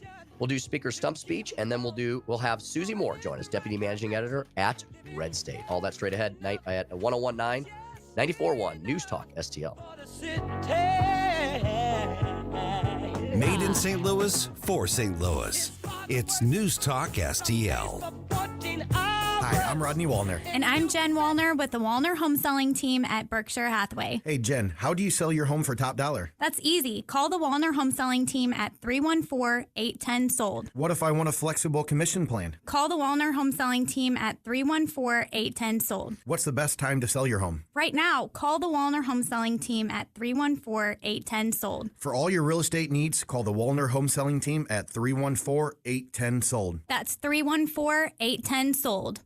Hi, Jen Wallner here. As a former foster child myself, I have always been an advocate for foster children in our community. Angels Arms is an amazing organization that provides a stable, nurturing, and loving family environment for these children. They ensure these children have not only the childhood they deserve, but the resources needed to become successful, thriving adults. I truly believe that this organization is transforming lives, and I could not be more proud to be a small part of that accomplishment. For more information or to get involved, visit angelsarms.org. KLGY HD3 Clayton, K270BW Bellefonte, KNBS Bowling Green. This is News Talk STL at 1019, 94.1, and always streaming at NewsTalkSTL.com. News this hour from townhall.com. I'm Keith Peters reporting. 2023 may be an off year for elections, but there's still going to be plenty of campaigning happening in the coming months. Here's a look ahead from reporter Bernie Bennett. Kentucky, Louisiana, and Mississippi are holding gubernatorial elections next year. We've seen the most action so far in Kentucky, with incumbent Democratic Governor Andy Beshear filing for re-election in hopes of a second term. A crowded GOP field has already formed, including Trump-endorsed Attorney General Daniel Cameron. State legislatures got a lot of attention this cycle. Regularly scheduled elections are taking place in Louisiana, Mississippi, New Jersey, and Virginia. The first general mayoral election is right around the corner, taking place on February 28th in Chicago. Bernie Bennett reporting. A lot of things cost more these days, even Christmas trees. Correspondent Rita Foley reports. A new survey indicates that 85% of those asked feel Christmas trees are worth it, even though they cost more this year, like so many other things. Susan Adams of South Portland, Maine, says it wouldn't really be Christmas without a tree, but she's making do with a smaller tree this year, which costs the same as the bigger tree she got last year. Nearly 21 million live Christmas trees will be sold in these final days leading up to Christmas Day. About the same as last year, according to the National Christmas Tree Association. The bottom line, it appears that a Christmas tree, real or artificial, is a must-have holiday tradition, like toys, Christmas carols, and ugly sweaters. I'm Rita Foley. The Supreme Court has temporarily blocked a lower court order ending asylum restrictions for migrants, but the justices have left open the prospect for lifting them by Wednesday. On Wall Street, the Dow down by 162 points, the Nasdaq dropping 159, the S&P 500 lower by 34, oil up 90 cents to 75.19 a barrel. More on these stories at townhall.com. First, we decide where we want to go. Then we need to know the best way to get there. Hi, my name's Adam Barada. I'm the owner of Advantage Gold. We're the highest rated precious metals firm in the country. We teach people how to own physical gold and silver. Now, we've won the Best of TrustLink Award 4 years in a row because we educate our clients on how to buy gold and silver the right way. We don't pay celebrity spokespeople millions of dollars. We'd rather pass that value on to you. Call 800-900-8000 and speak with one of our experts. We'll send you a free gold kit along with my latest #1 national best-selling book, The Great Devaluation. Call 800-900-8000. That's 800-900-8000. Get the best information, the best process, the best service, the best value. Call Advantage Gold at 800-900-8000. Call 800-900-8000. Advantage Gold is not an investment advisor or a tax advisor. Consult with your financial advisor before investing. Here's the Wall Street business. From the Michaels Flooring Outlet Traffic Center. Eastbound 70 at Bryan Road, a crash coming in. Fire and EMS are headed that way. It looks like it's off on the right side for now. 2 right lanes closed. 270 westbound at West Florissant. That traffic jam back near 367. That's a 30-minute delay. 55 south, they had 7 to 8 minutes coming down between 44 and Bates. This report sponsored by Lowe's. At Lowe's, every pro is an MVP to us. MVP's Pro Rewards members visit Lowe's and earn bonus points on products and brands like Power Pro, then redeem them for Lowe's e-gift cards and more. I'm Joe Sonderman. That's the very latest from the NewsTalkSTL Traffic Center. From the Michaels Flooring Outlet Weather Center. I'm News 4 Chief Meteorologist Steve Templeton with your first alert forecast. All dry and good travel Tuesday and Wednesday. It's Thursday. We need to watch for snow by the afternoon and the evening. So Tuesday, a low of 29, a high of 42, and partly cloudy. Mostly cloudy Wednesday, a low of 26 and a high of 38. And then Thursdays of the day, we watch for snow in the afternoon to evening. It will turn much, much colder and very windy as well as we get a blast of Arctic air coming our way late week. That's the latest first alert forecast. I'm News 4 Chief Meteorologist Steve Templeton. The roller coaster. No matter your age, no matter the amusement park, it never ceases to bring the emotional goods, the anticipation, the excitement, and then the fear and adrenaline rush that comes with the king of all rides. The same can be said when it comes to your retirement. Lots of questions and concerns that for some can feel like a roller coaster. Will you be able to continue to live as comfortably as you do now? Will you have complete financial independence? Will you run out of money? How about taxes, Social Security, or health care? Steve All and his team at the All Financial Group can answer these questions and more with their in-depth portfolio x-ray. Call 636-230-8824 or visit theallfinancialgroup.com. And let's save the fear and adrenaline rush for the amusement park. Investment advisory services offered by All Financial Group LLC, a registered investment advisor in Missouri. Insurance products are offered through its affiliate, All Insurance Group LLC, licensed in Missouri and Illinois.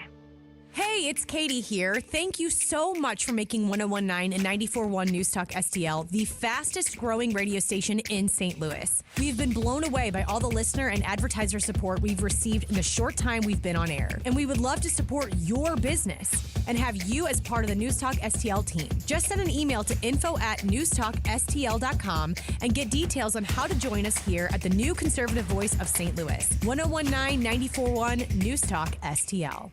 Hey, it's Katie, reminding you to subscribe to our show podcast so you never miss anything that happens here at News Talk STL. Get our podcasts every day on the show pages at newstalkstl.com, or just subscribe to your favorite shows on Spotify, Apple, Google, Amazon, or anywhere else you get your podcasts. Tim Jones and Chris Arps in the afternoon. The 9 most terrifying words in the English language are, I'm from the government and I'm here to help. The more you remove voting from Election Day, the more opportunity you're offering for people to commit fraud. Are you not entertained? Are you not entertained? I think the Democrats are so short-sighted in this tactic they have now to just cheat at any cost to win elections. You're a lying, dog-faced pony soldier. You said you were, but now you got to be honest. I'm going to be honest with you. What are we doing wrong here? As a former leader in the House, I think you can put your finger on it. It's called leadership. We don't have it. Tim Jones and Chris Arps.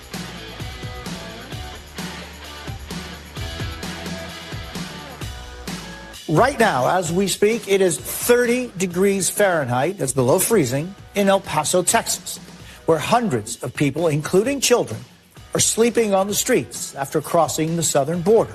The mayor of that city declared a state of disaster this weekend, saying asylum seekers are not safe with shelters and processing centers at capacity. And in just 2 days, the Biden administration is ordered to stop using Title 42, the border policy, health policy the U.S. has used to turn back 2.5 million asylum seekers since President Trump enacted it in March of 2020. An appeals court denied the extension requested by 19 Republican states on Friday, clearing the way for the change unless the Supreme Court weighs in before the 21st. And welcome back to the Tim Jones and Chris Arps show. It is Monday, December the 19th, 2022, 6 shopping days until Christmas. Happy Hanukkah, Merry Christmas, and happy holidays to all you all. Hope you're going to be safe this week. Be careful. There's a lot of storms coming in later in the week. Tony Colombo is going to have Steve Templeton, the good folks at KMOV4, on, I believe, the next 2 days to deliver to you that all-important forecast.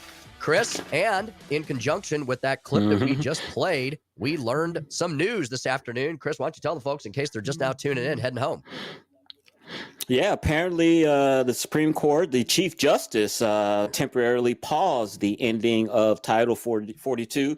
And as we said last hour, I'm sure those in the White House were popping the champagne bubbles and cheering because they know this is a looming PR disaster for them on the southern border, as we just heard from that previous report.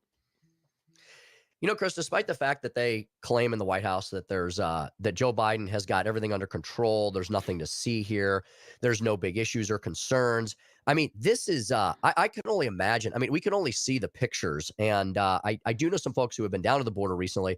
They say it's catastrophic. I mean, Chris, I'm not trying to be Pollyannish, but I don't know that the country can survive many more years of having a completely wide open border where you just completely stress all the systems we have. I mean, Tim, we've talked about it. It blows my mind when you think that President Joe Biden has been president for a little over 2 years, and 5.5 million illegal aliens have entered our country that we know of. And as you pointed out, that's practically the state of Missouri. So we're having a population the size of Missouri coming in this country in 2 years. Now that the potential for Title 42 could end, we could see a doubling of that. We could see 10 million people in the next couple of years. Just think of that, 10 million people. It's amazing. It is. If you were going to destroy a country from the inside out, I think this is how you would do it. And we're not. This has nothing to do with the Democrats' racist replacement theory that they invented and then tried to stick on all of us. This is common sense. Because I don't care what color any of these people are who are coming on the southern border. If you put in 5 to 10 million people, Chris, and they're not on the grid. They're not all working. They're not all paying taxes. They're not all part of society. Society, schools, hospitals, the social safety net, it cannot sustain it, can it? It can. And what's even more important, Tim, is we don't know who these people are. They could be whatever the name of the gang is, members, SR13, or whatever the heck they call them, gang members. Yeah, MS-13. Yeah. MS-13 gang members. They could be people from the Middle East that are Al-Qaeda members. You know, we've seen the reports over the years where we've seen prayer rugs and Qurans and all kinds of things that you wouldn't suspect in this part of the hemisphere there in the desert. It's just dangerous. And what's dangerous too, you know, they keep talking about COVID and trying to re-scare us that that's coming back. These people that are coming in, they're not giving them COVID tests. They're not quarantining them first to see if they have some type of disease. And I don't think it's a coincidence that over the last few years, we're seeing a rise in childhood diseases that we thought were eliminated. I mean, I couldn't believe a few years ago when I saw a commercial about whooping cough. I'm like, I got a whooping cough vaccine when I was like 6 or 7 years old. That's one of those childhood diseases that we've eliminated. I thought too. It's a return to the Middle Ages. It really is a destruction of a nation, and you know it's purposeful because how can it not be, right? How can it not be? We played that clip earlier from a Democratic U.S. senator who was basically like, you know, Joe Biden's got the tools to handle this, but then he doesn't go on to say what those tools are. And Chris, where's Kamala Harris? The borders are. Exactly. I think it's purposeful, but I'll give them the benefit of the doubt that maybe they're just so afraid of their activists and what they would say that's why they don't do this. I just hope to God that this is not on purpose, which it probably is. But Kamala Harris, our so-called border czar, haven't seen her. You know, I talk about the president, the vice president's schedule. Joe Biden has about 2 or 3 things on his schedule today. Vice President Harris, nothing on her schedule today. While we have a border crisis that is of legendary proportions, and she has nothing on her schedule today. Amazing. You know, running around talking about COVID and how we still need to be very cognizant of COVID and influenza A and RSV. Yeah, we do. But then on the other hand, you're not doing anything really to prevent Title 42 from expiring. Thank goodness that the Supreme Court stepped in, at least temporarily. Exactly. And what frustrates me more than anything is the American public should know about these things, and our media should be informing the public about what's going on. You know, it would make our job so much easier crying from the rooftops about what's going on if the media would just do their jobs. But they carry them. They carry water for them, and then they're helping them literally destroy our country. I agree with you. I'm not saying we would have won every single race everywhere, but you're right, Chris. If we had a media that actually reported daily on these issues, we would have had very different results coming out of the midterms because people would have been voting on different things. That's for sure. No doubt. Hey, how about that music right there? Yes, this is the News Talk STL Nation Conservative Christmas giveaway. Congratulations to our winner today, Greg Hoekstra. Greg Hoekstra wins a $25 gift card to Bluff City Outdoors in Alton. That's fantastic. Greg Hoekstra, winner, $25 gift card to one of Tony Colombo's favorite places and all of ours here at News Talk STL, Bluff City Outdoors in Alton. Congratulations, Greg Hoekstra. If you're not listening right now, Greg, or if your family or your friends tell us about this, don't worry. We will reach out to you and send you your prize. We got a couple days left. You can get on NewsTalkSTL.com. You can register for the remaining prizes that we have heading into the Christmas weekend. Here we go. And while we're on that Christmas thing, keep the music rolling there, Stel. What do liberal stations give at Christmas? What do you think a liberal prize pack it probably is, Tim and Stel? We're the conservative Christmas. What is a liberal Christmas? What is something that's real? Hey, we'll give you... I know what it is. I know one. Hey, we'll give you enough groceries so you can have a undocumented worker come to your house and stay with you. And we'll give you a box of masks to go with it. Box of masks, hand sanitizer, COVID tests. There you go. Yeah. Some CRT books, you know. I had way too much time on my hands. I'm sorry, guys. You did. You've been in the car a lot. Yeah. Tickets to Drag Queen Christmas hour. Oh yeah, probably. We got to talk. Yeah, we got to talk about that. So, Chris, I thought somebody was punking me yesterday when they sent me this. I thought it was something from the Babylon Bee or the Onion, maybe locally. But here in Chesterfield, Missouri, and I think Mike Ferguson talked about this morning. He might have sent us a text on this. Chris, they're having, just in time for family fun for the holidays, a Drag Queen Christmas 2022. And here's the problem, Chris. Hey, drag queens have been around, right, since RuPaul, right? Decades of drag queens. The problem, Chris, is it says it's a show for all ages. Really? Is it? Yeah. Should it be? And here's what cracks me up, Tim. They get all pissed off when you say that these type of activities are basically grooming young children. And it's like, my God, here it is. I mean, I've been saying this for weeks and months here on the station. Why in the world does a 3 or 4 or 5-year-old need someone in dressed up as a drag queen to help them with their reading and with their math and with their reading comprehension? No one has ever explained that to me. How does that make them learn reading better because the person is dressed up as a female, and not only dressed up as a female, but just crazy looking with all the eye makeup and rouge and the crazy wigs? How does that help your learning? How come kids can't vote? They can't drink. They can't buy lottery tickets. They can't sign a contract. They can't rent a car.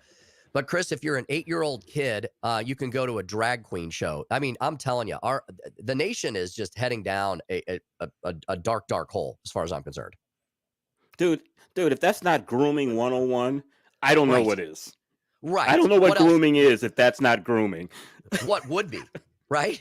I tell you. All right, we've got a few minutes left. I'm going to talk a little bit about a slight brush, sorta, kinda, with Yellowstone fame that I had on my little trip to Jackson, Wyoming, and that's part of today's speaker's stump speech. Listen to me, listen to me. I'm very consistent. I'm a very stable genius. You want answers. I want the truth. You can't handle the truth. Are you not entertained? Are you not entertained? So that's another reason we need communism. It's time for the Speaker's Stump Speech, sponsored by Hanson's Tree Service at hansonstree.com.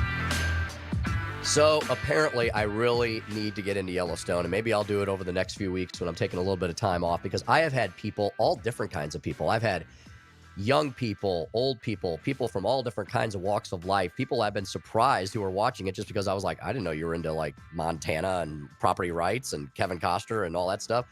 And they say the show is just fantastic. Now, you know what's funny? A lot of people say the same thing. They're like, yes, the first couple episodes are a little tough to get through, but just barrel through. And then once you get through them, the thing just becomes fantastic. And of course, it has birthed all kinds of spin-offs and prequels and so on and so forth. So, of course, Yellowstone at its core, every great miniseries like Downton Abbey that was about an estate planning problem, the main prognosticator in that film, the Lord, he did not have any male heirs, and so the whole, they built series after series after series off of an estate planning problem. Well, with Yellowstone, it was built around the issue of property rights, and it's interesting because from what I've watched, they're not necessarily taking sides. There's basically at least 3 sides to all of this. There is the cattle ranchers, there's the open range people, there are the Native American reservations, the government. Well, okay, so that's a 4th side. So there's at least 4 sides involved in this, and it gets very complicated as the characters develop through. Eventually, this is no secret because everybody talks about it, Kevin Costner becomes governor of the state of Montana. So I would probably like it. I probably need to sit down and watch it. On the way to Jackson, Wyoming, I happen to have a really interesting fella sit next to me. I usually don't try to reach out and talk to people on airplanes because I don't want to bother them. Maybe they don't know if they should bother me. But every once in a while, you connect with people. And I really connected with this guy. His name was Rick. He was in his mid-70s, and this guy was right out of Yellowstone. I mean, he looked tough as iron. He splits his time between Wyoming and Arizona. He has spent his life being a commercial and residential developer. Not a fancy guy at all, though. I mean, this guy is just just this side of an old Western cowboy. And he had a fascinating story to tell me about a connection that he had to the Yellowstone series. Now, it had nothing to do with Wyoming, but it had to do with one of the spinoffs that's coming. There is a spinoff called 1883, as in the year. There's a spinoff called 1923, starring Harrison Ford, as in the year. And then there's one that's the name of a very famous ranch. I didn't know this ranch existed before last week, folks, but I've learned a little bit about it. It's called the 4 Sixes Ranch. And it's not the 3 Sixes. It's not the Devil Ranch. It's the 4 Sixes Ranch. And Rick asked me, he said, have you been watching Yellowstone? I said, no, I haven't. He goes, well, you probably don't know much about the 4 Sixes Ranch, do you? And I said, no. He goes, it's one of the ranches that's featured at some point in Yellowstone. I don't exactly know how. I'm probably screwing up parts of the story.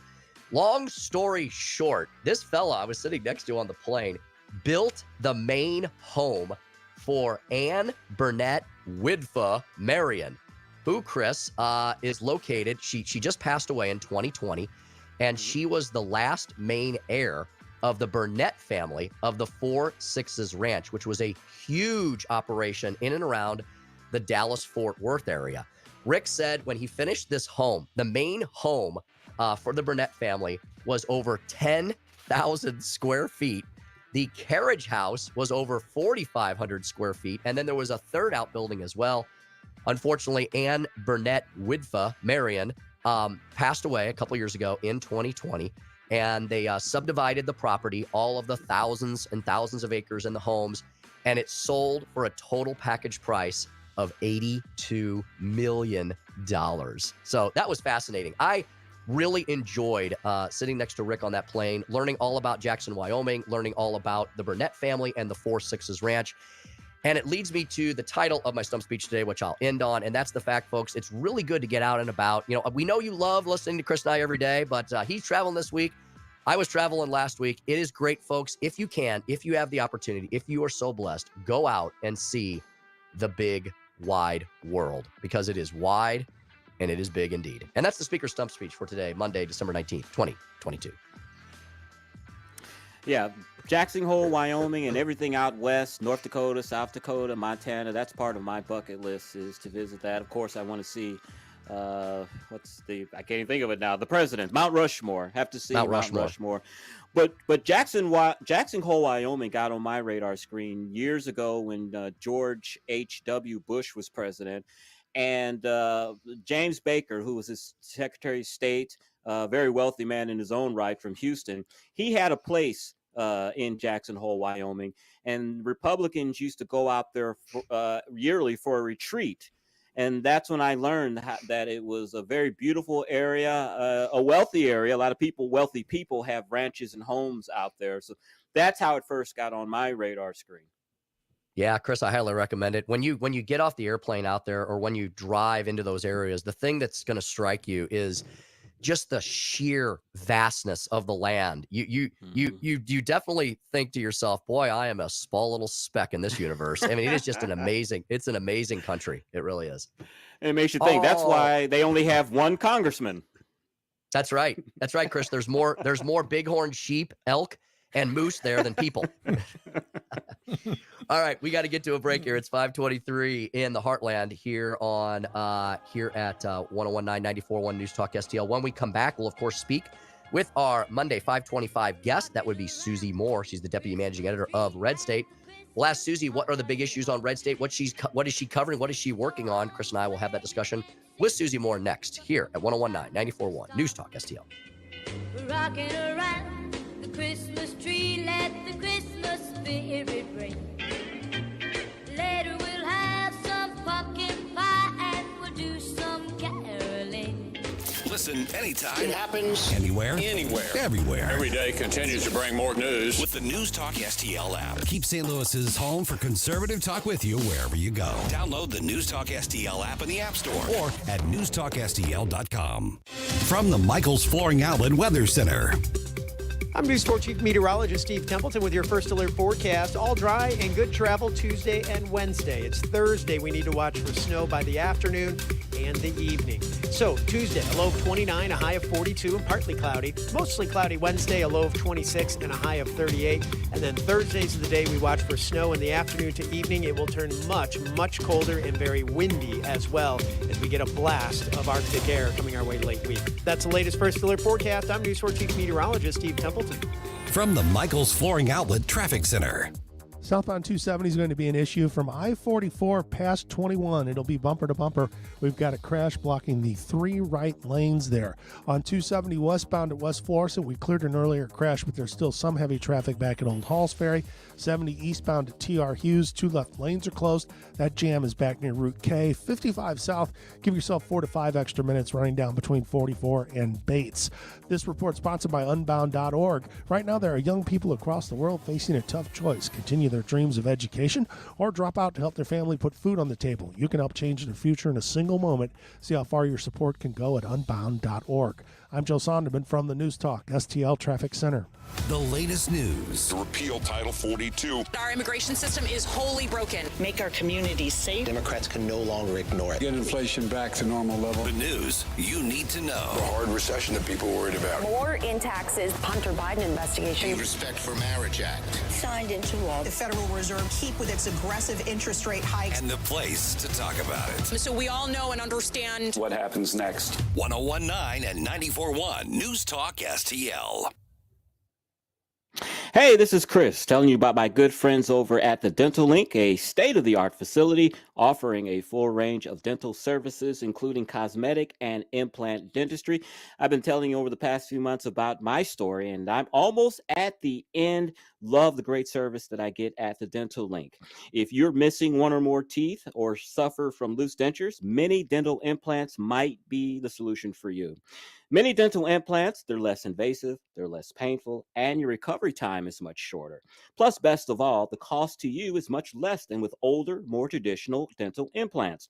There are 2 convenient locations in Baldwin and Melville. Call the Dental Link today at 314-794-6464. That's 314-794-6464, or reach them at the web at thedentallink.com.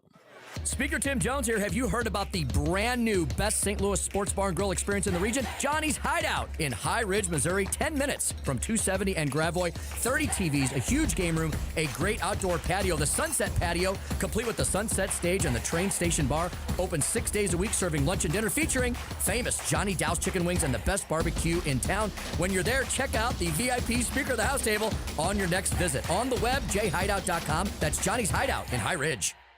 The news and talk. There's more Twitter files that were released over the weekend that matters to St. Louis. We really have a peek into the black box. This is a scandal. This is 101.9 and 94.1. This border is a disaster. News Talk STL. This hour of Jones and Arps is brought to you by Stifel. Contact your Stifel financial advisor at stifel.com. That's STIFEL.com. We give you news, analysis, opinion, and more. Only on News Talk STL. Mother, there's too many of you crying. Brother, there's far too many of you dying. You know we've got to find a way to bring some loving here today. Yeah.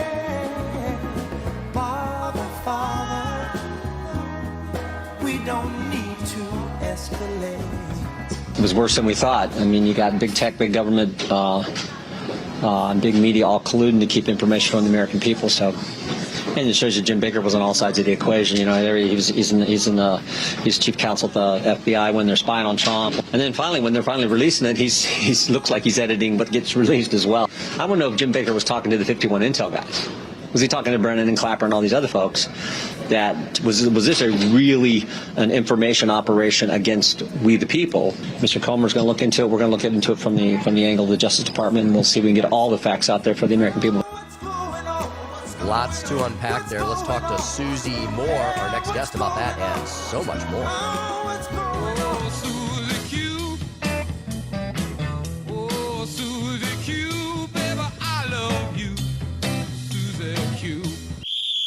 I'm the boss. How about that? I'm walking on sunshine.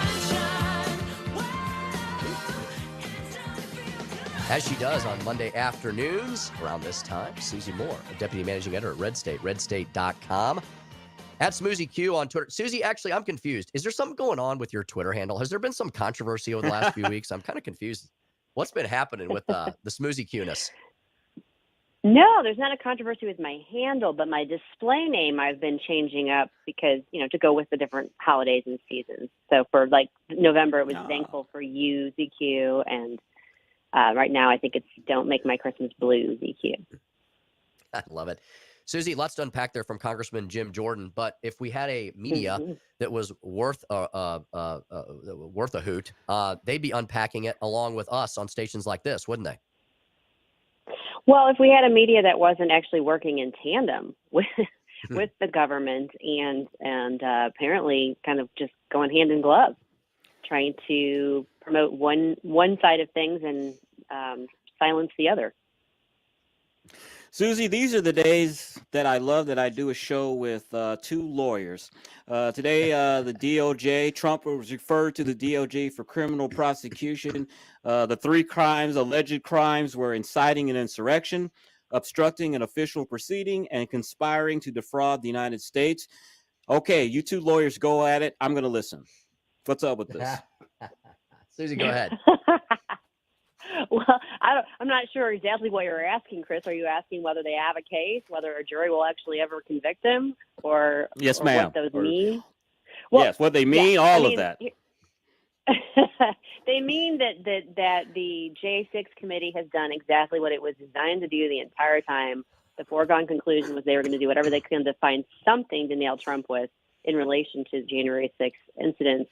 And, it's nothing new. It's nothing shocking. It's kind of what we've known all along. They're just trying to assert that him, by holding his speech and by, tweeting out, go home and go peacefully, he somehow incited this insurrection. And will they be able to get an indictment? Well, I wouldn't be surprised. Now, that's Tim's forte. He was the prosecutor. I always did civil. I don't know. I mean, I feel like part of it is that I'm so jaded at this point that I just take it all with a grain of salt. They've been going after him and trying to nail him for years now. Right. And this is what we've got at this point. I don't know. Susie, if they get indicted, will it? Go ahead. I was just going to say, Susie, the two legal scholars that I often look for to see if they make comment on things like this, who I really respect because, even though I am a huge fan of Donald Trump, I don't want to be a sycophant. I don't just want to be a Kool-Aid drinker cheerleader. And so I try to look always for a statement from Andrew McCarthy, the former federal prosecutor, who I think, Susie, you tell me if I'm wrong, I think he's been very fair throughout the last, 6 years or so as to all things Donald Trump and Joe Biden. I think he's been a devil's advocate when he should be. I think he's called out the two-tier justice system when he should. And he said, here's the problem. Donald Trump took great pains in his speech on January 6th that he wanted people to march peacefully. The fact that the committee ignores that and doesn't broadcast that he said it doesn't make it go away. It doesn't make it not happen. Again, this is a theatrical exercise more than a healing process. This is all just politics for the left, right? They're not trying to discover any great truths here, are they? No, they're not. And here's the thing. We've talked about this before. The January 6th hearings were not put on like a trial. There wasn't both sides of things. There wasn't cross-examination. It was just one side's, proof and evidence of what they felt the story should be, and nobody debating or rebutting that in any way, shape, or form. Presumably, if he were to get indicted and actually be tried in front of a jury, we'd still have a court that would actually apply the rules of criminal procedure and evidence, and there would be a chance for the defense to present the defense and cross-examine witnesses. That's why I said presumably. We're kind of through the looking glass at this point. Maybe we'll just throw all that out and just say, hey, here he is. He's on the stand. Throw everything at him. Susie, Newt Gingrich today wrote an editorial for Fox News about the candidacy of Kevin McCarthy. He is supporting him. He has said that McCarthy and spent 40. It was in 311 days on the road this year, 47 states. He raised $500 million. Republicans were supposed to lose seats. They gained seats. Did Newt make? Is that a strong enough case for McCarthy? Do you think, especially for folks like Stell? Wink, wink, nod, nod. Okay, he said Republicans were supposed to lose seats. Who said Republicans were supposed to lose seats? Who in their right mind was saying? Okay, that's 20. That was 2020. I'm sorry, I looked at it wrong. They were expected to lose 25 seats, but Republicans netted 14 in 2020. That's one of the talking points that he used. Yeah, no, I mean, I think he's made the case that he's probably the best positioned to fulfill that role and the most likely to gain it. And I'm sorry if I sound distracted. I have a puppy who's trying to eat my arm right now. But in any event, I mean, I think that most of, I guess, traditional Republicans, I don't even mean establishment, I mean traditional Republicans are seeing the wisdom and going ahead with the traditional guy and not trying to tear the caucus apart at this point in time. The majority is so slim, you don't have much to work with. So if you spend all your time infighting, what are you going to accomplish? Speaking of Susie Moore, Deputy Managing Editor of Red State, redstate.com. Susie, there is a headline, the top headline at Red State, which I'm about to click on here. Do you know about this photoshopping of Joe Biden that Nick Arama wrote about? Are you familiar with this or not? Or should I not ask you about this? Yeah, one? I am. Okay. I actually edited that piece. Okay. No, what so are they doing now? There's a picture of Joe and Jill Biden with one of the grandchildren walking, and somebody did a very poor Photoshop job to kind of take about 15 years off Joe's face and hands to try and make him appear younger than he actually is, which, I mean, everybody who's got eyes and ears can tell how old Joe Biden is. So I don't know who they thought they were going to fool with it, but it was such a bad job that they got busted on it. So it was like, you're so desperate to try and make him seem younger and more vital than he really objectively does that you're going to do a bad Photoshop job and try to pass it off as reality. But, these are the times we're living in. Mm-hmm. Susie, the House Ways and Means Committee has Donald Trump's tax returns from 2015 to 2020. They are expected to meet on how to let those tax returns out. What are you expecting from all of this? Do you think there's going to be some bombshell revelation, or is this going to be just a dud? I think it's going to be more of the same. I mean, we've already had his house raided. We've already got a criminal referral. He's been impeached twice. At this point, I'm so past it all. It's just more frustrating than anything else. It's like, yeah, what else? Like, as corrupt and evil and horrible as those who have Trump derangement syndrome want to make him out to be, why isn't he rotting in a prison cell right now? Mm-hmm. Yeah, that's true, Susie. I mean, Susie, how long do you have to investigate someone in search of a crime, right? I mean, this has been the longest investigation of one man, I think, in our nation's history. And it's not like, Susie, the guy is hiding out in a cabin in Montana. No, he's not. He's not inscrutable. He's not an enigma. He's not hard to find. You can see what he's up to pretty much at any given point in time. And, as somebody who was first opposed to his candidacy and then slowly but surely kind of came around to supporting his presidency, I'm done. I'm over it. I'm tired of it. Either bring something concrete that shows that he legitimately broke this law and needs to be prosecuted and, incarcerated over it or punished over it, or shut up. That's where I am with it. Here. Susie, 17.5 million Twitterers, that's what you call them, responded to Elon Musk's poll asking should he step down as head of the company. 57.5% said yes. How did you vote?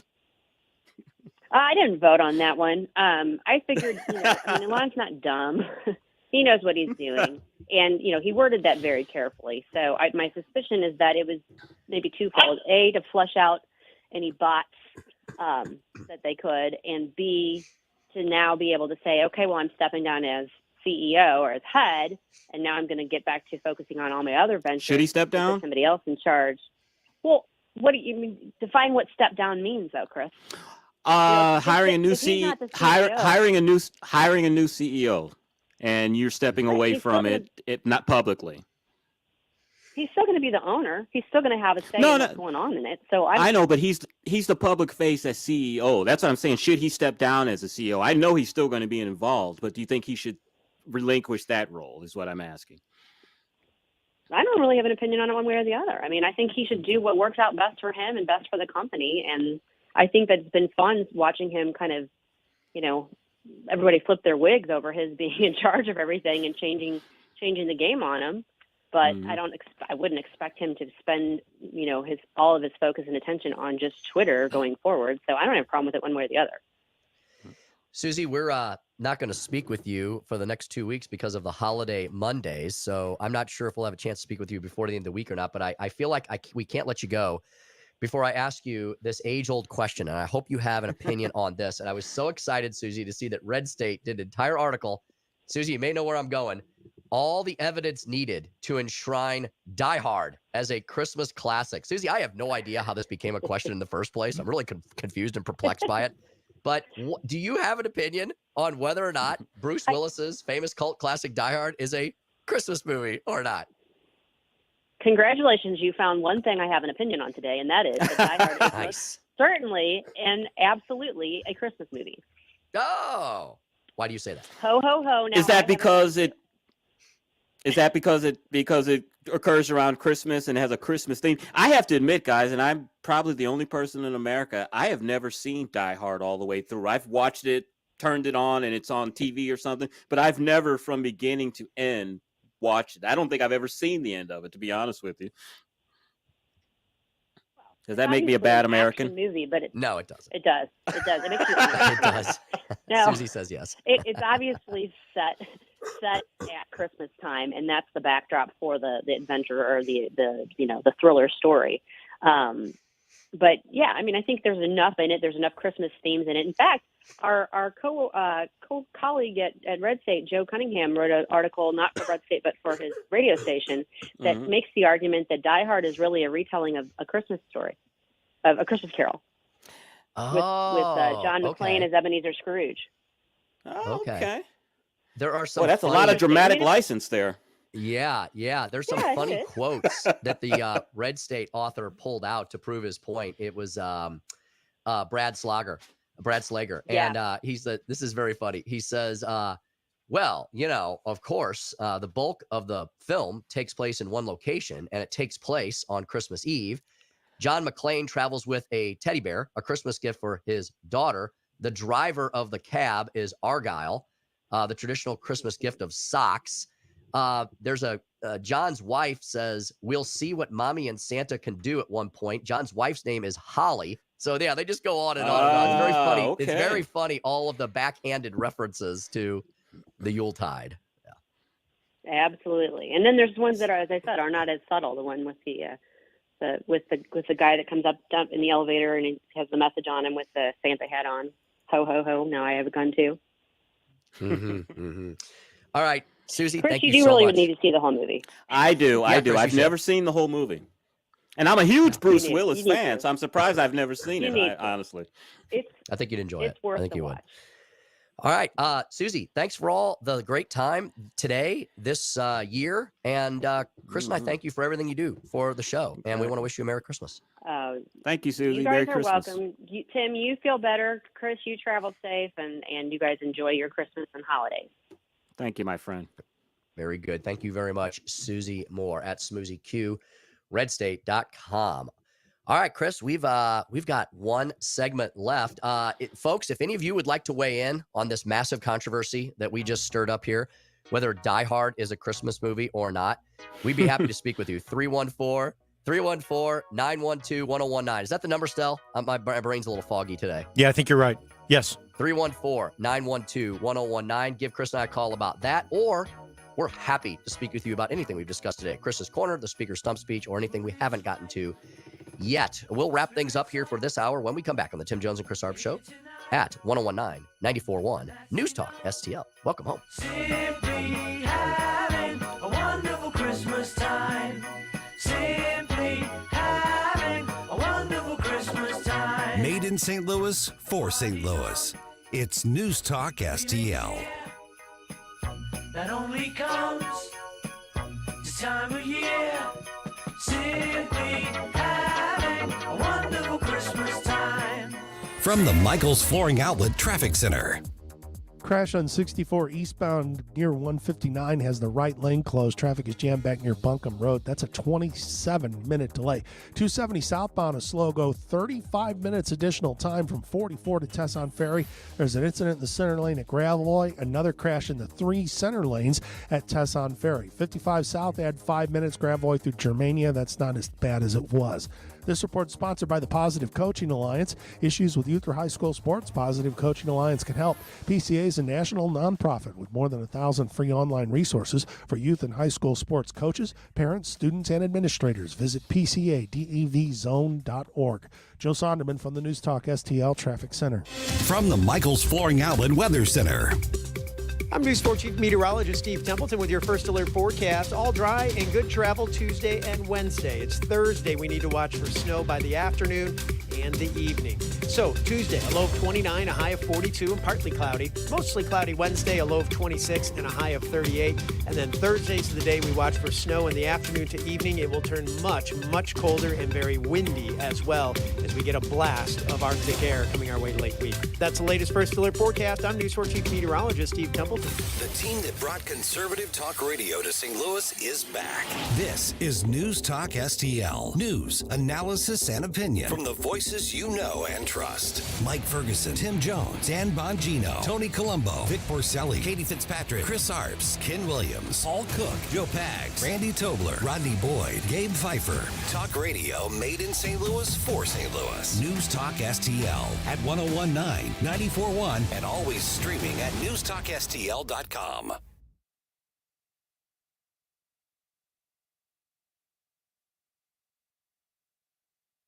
Columbo and Katie. I think wind is cool. Who says that? I do. I think wind is cool, bro. I've said it before, and I've had that same reaction from many people. Why do you like wind? I think it's cool. But what does that mean? I don't know. I just think it's cool. I think it's cool that, like, you're standing outside and it's whipping? For some reason, air's blowing on you. Tony Colombo, Katie Fitzpatrick. Weekdays at 2 on News Talk STL. Hey folks, Tim Jones here for the Range St. Louis West, where they specialize in training everyday people like you and I to become our own best first responders. They do that with great people. We're going to speak with one of them tomorrow. Ron from the Range is going to be with us tomorrow. Tell us all about the great Christmas specials they've got to take you into the Christmas holiday. It is a knowledgeable staff. John, Ron, Chris, Phil, Elizabeth, the whole gang there. Former and current law enforcement, military, professional shooters with real-world experience to help you make purchases, identify the classes that would be best for your training and proficiency level, and so much more. They got membership. They got membership packages right now. They have great membership values for shooters, best training value around, a host of classes for new and experienced shooters. And they also have that beautiful range downstairs, 20 lanes, 3 climate-controlled bays, offering new and experienced shooters a place to train away from all the elements. Check out the specials they've got today. Go to swing by the Range on your way home. You can pick up training classes at 50% off. Gift card bonus tomorrow. Spend $50, get $10 free. And Wednesday, 20% off optics and lights. A lot of great specials and even more great specials if you become a member. Check them out 24/7. They're at therangestl.com. Therangestl.com. They're right in the heart of the county of St. Louis on Baldwin Road, right next to the Baldwin, on Manchester Road, right next to the Baldwin Police Department. Therangestl.com. Mike Ferguson in the morning. All week long, we're highlighting some great nonprofits here in the St. Louis area. And on Tuesday, let's talk history and let's talk baseball in the Loop. Mornings starting at 5:30 on News Talk STL. This hour of Jones and Arps is brought to you by Stiefel. Contact your Stiefel financial advisor at stiefel.com. That's STIFEL.com.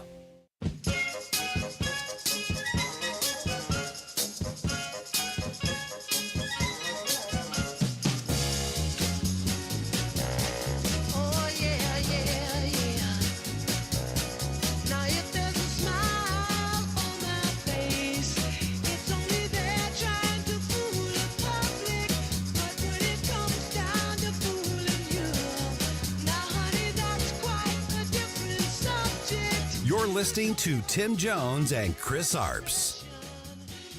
Thanks, Jen. Can you talk a little bit more about this request for tech companies to be more aggressive in policing misinformation? Has the administration been in touch with any of these companies, and are there any actions that the federal government can take to ensure their cooperation? Because we've seen from the start there's not a lot of action on some of these platforms. Sure. Well, first, we are in regular touch with these social media platforms, and those engagements typically happen through members of our senior staff, but also members of our COVID-19 team.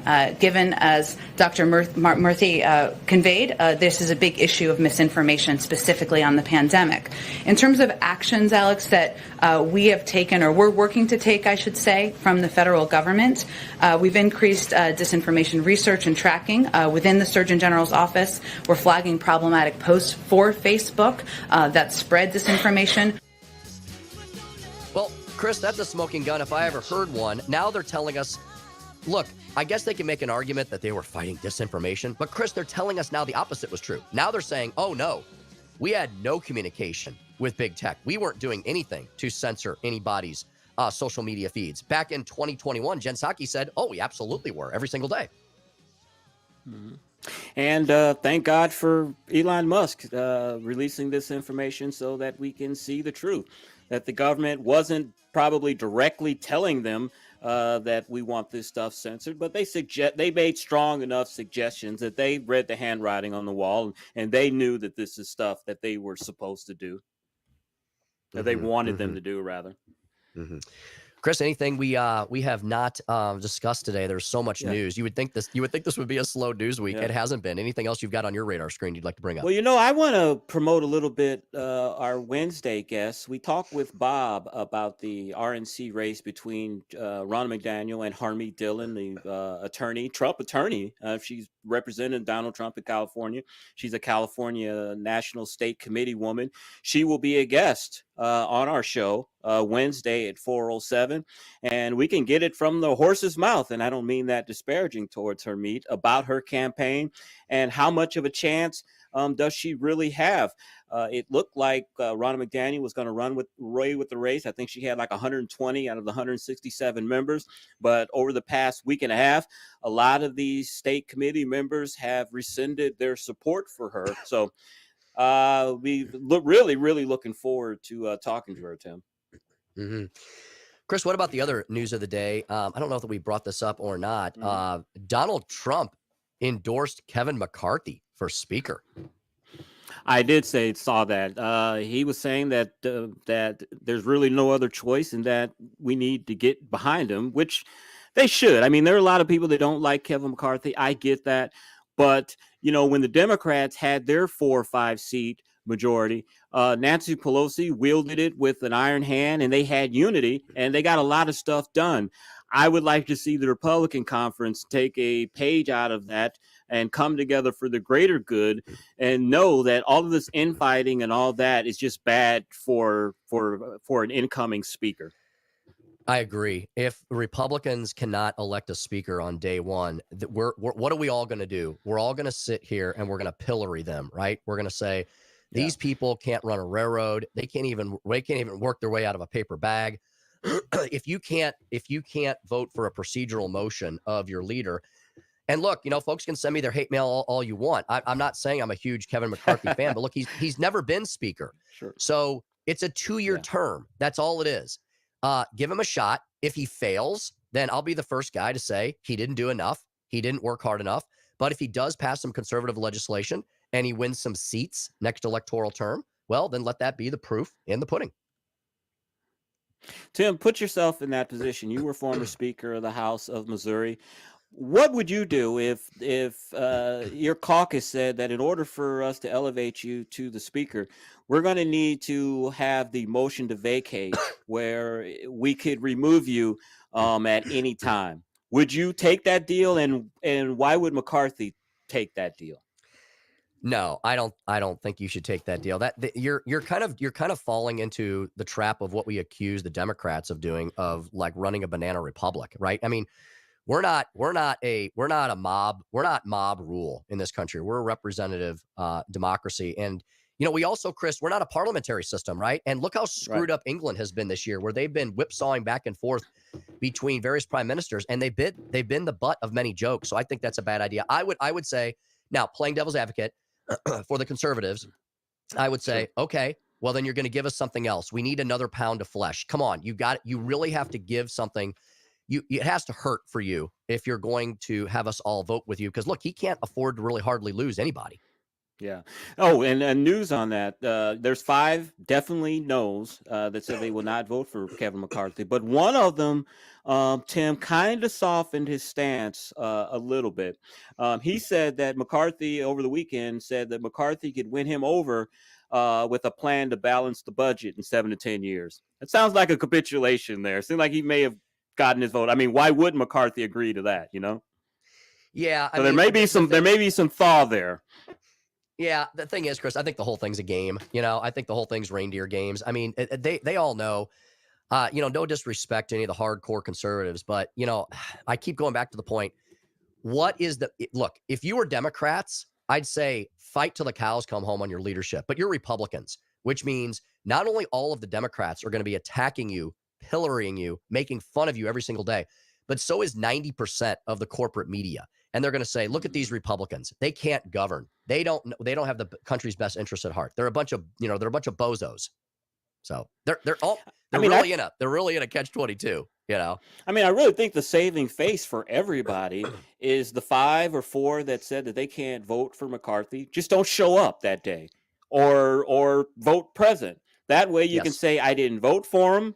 But he became speaker. That's the out for everybody. And I know that these guys are using this for leverage, so they won't say that now. They may say that the day before the vote, that right now they're trying to get maximum leverage. But if I had to put my money on this scenario, I think these guys, the 4 or 5, are just not going to show up that day, or they're going to vote present. Yeah, that may be as good of a call as any. And look, you've got to start governing on day one, because, Chris, unlike with the Dems, again, the media will give the Republicans zero honeymoon, none, nada, Yeah. And so, I would put this behind them. And one of the complaints about this speakership being held up like this is there are the committee assignments, or a lot of them are still open. You can't really, and also what they were saying, because of this speaker vote being delayed, or all this turmoil around it, is that these committees are not going to hit the ground running, that they're going to be behind the 8 ball a little bit, and that's not good for new leadership. Mm-hmm. No, I completely agree with you. It is not at all. All right, it is 5:57 here on News Talk STL. We're going to step aside here for a minute and to wrap up this hour. When we come back, the 4 o'clock hour will feature a great discussion I know that we're going to have with Missouri State Senator Dr. Bob Onder. Talk to him about the controversy going on at Wash U regarding systemic oppression. Talk to him about the drag queen show coming here to Chesterfield, and talk about COVID tyranny and more. Chris, we got about a minute left. How did our Cowboys do this weekend? Man, do you really want to end the show like that? It was a horrible game. Oh, I'm Cowboys sorry. were dominating the entire game, and then the last half quarter, they just dropped the ball, and they ended up losing in overtime by an interception. Chris, who do they play next? Maybe that's a happier thing to look forward to. I think the Eagles, Tim. I think they play the Eagles next week. That'll be that's going exciting. to be a good battle. Mm-hmm. All right, for Chris Arps in New York, Tim Jones in Eureka, Stel Ponticus in downtown St. Louis. We'll be back with you tomorrow at 3:35 out of the gates as we cover the globe here on the Tim Jones and Chris Arps Show. This is 101.9 94.1. Merry Christmas week here from News Talk STL.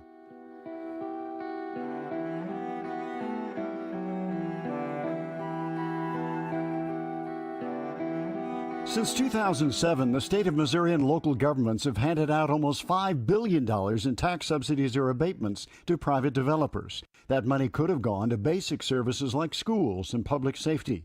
And studies show these subsidies don't produce the promised jobs and growth. If developers want to build a sports stadium or shopping mall, why should they be given our tax dollars to do it? It's time to reform economic development subsidies. The Show Me message has been brought to you by Show Me Institute and Show Me Opportunity. Hey, it's Mike Ferguson here. Everybody here at News Talk STL is incredibly grateful for the growth of our business during our first 18 months since we signed on the air. We appreciate the great local businesses like Clear Path Wealth Management, STL Fence Works, and Michael's Flooring that have all become advertising partners. If your business is interested in becoming part of the News Talk STL family, simply send an email to info@newstalkstl.com. Thanks for listening, and Merry Christmas from your friends at News Talk STL. KLGY HD3 Clayton, K270BW Bellefonte, KNBS Bowling Green. This is News Talk STL at 1019, 94.1, and always streaming at newstalkstl.com. News this hour from townhall.com. I'm Keith Peters reporting. The White House is withholding comment on the January 6th committee's recommendation that former President Trump face criminal charges for his role in the 2021 Capitol riot. White House correspondent Greg Clugston reports. President Biden has described the work of the January 6th committee as important, but on the criminal referrals to the Justice Department, the White House did not comment. This administration and the DOJ conduct criminal investigation independently, free of any kind of political interference or any interference at all. Press Secretary Karine Jean-Pierre said the White House will refrain from politicizing the House committee's work. Greg Clugston, the White House. The Supreme Court is temporarily blocking an order that would lift pandemic-era restrictions on asylum seekers, but it's leaving open the possibility of lifting those restrictions by Wednesday. The order Monday by Chief Justice John Roberts comes as conservative states are pushing to keep limits on asylum seekers that were put in place during the beginning of the coronavirus pandemic. The mayor of El Paso has declared a state of emergency because of the influx of people. National Weather Service meteorologist Zach Taylor says towards the mid to the end of this week, there's a potential for heavy rain in the east, heavy snow for the Ohio Valley and Great Lakes region, and plenty of Arctic air. We're watching a pretty strong storm system that might track through the central to eastern U.S. leading up to the Christmas holiday. The storm system's probably going to be forming on the edge of an Arctic boundary that's going to be dropping through much of the country. The rare Arctic air mass comes as an earlier storm system gradually winds down in the northeastern U.S. after burying parts of the region under 2 feet of snow. On Wall Street, the Dow down by 162 points, the Nasdaq dropped 159, the S&P 500 lower by 34. More at townhall.com. Relief Factor, pain relief that's natural, pain relief that works, and pain relief that attacks the source of the pain. That's the experience of tens of thousands of Americans who are taking Relief Factor right now. See their incredible video endorsements at relieffactor.com and then order your 3-week quick starter pack for just $19.95. That's less than $1 a day. Find out if it can work for you like it works for me by ordering your 3-week quick starter pack today. Relieffactor.com, relieffactor.com. Be the next success story. Hey folks, listen, you have to check out Up Faith and Family this Christmas season. All month long, Up Faith and Family is celebrating Christmas with lighthearted movies, shows, and musical specials that keep the reason for this season at heart. And it's all ad-free. With Up Faith and Family, you can stream uplifting family-friendly shows anytime, anywhere on your favorite device for only $5.99 a month. Visit upfaithandfamily.com/Salem and start your 14-day free trial today. 2020. From the Michael's Flooring Outlet Weather Center. I'm News 4 Chief Meteorologist Steve Templeton with your first alert forecast. All dry and good travel Tuesday and Wednesday. It's Thursday. We need to watch for snow by the afternoon and the evening. So Tuesday, a low of 29, a high of 42, and partly cloudy. Mostly cloudy Wednesday, a low of 26 and a high of 38. And then Thursday's the day we watch for snow in the afternoon to evening. It will turn much, much colder and very windy as well as we get a blast of Arctic air coming our way late week. That's the latest first alert forecast. I'm News 4 Chief Meteorologist Steve Templeton. This hour of News Talk STL is brought to you by Stifel, serving investors for over 130 years. Contact your Stifel financial advisor at stifel.com. That's STIFEL.com. What if everything you thought and believed to be true about owning and buying your home turned out to be wrong? Straightforward, objective advice on the right way to make the most out of every dollar you put into your home. We're the only country that has one of those. Most other countries, considering like Canada, the UK, they don't have long-term fixed-rate mortgages like that. They're all variable rate mortgages. HomeWise with Michael Midget, Sunday mornings at 9 on News Talk STL. On the battlefield, there's a saying America's military men and women live by. Never leave a fallen warrior behind, ever. Off the battlefield, Wounded Warrior Project operates with the same goal. We leave no warrior behind.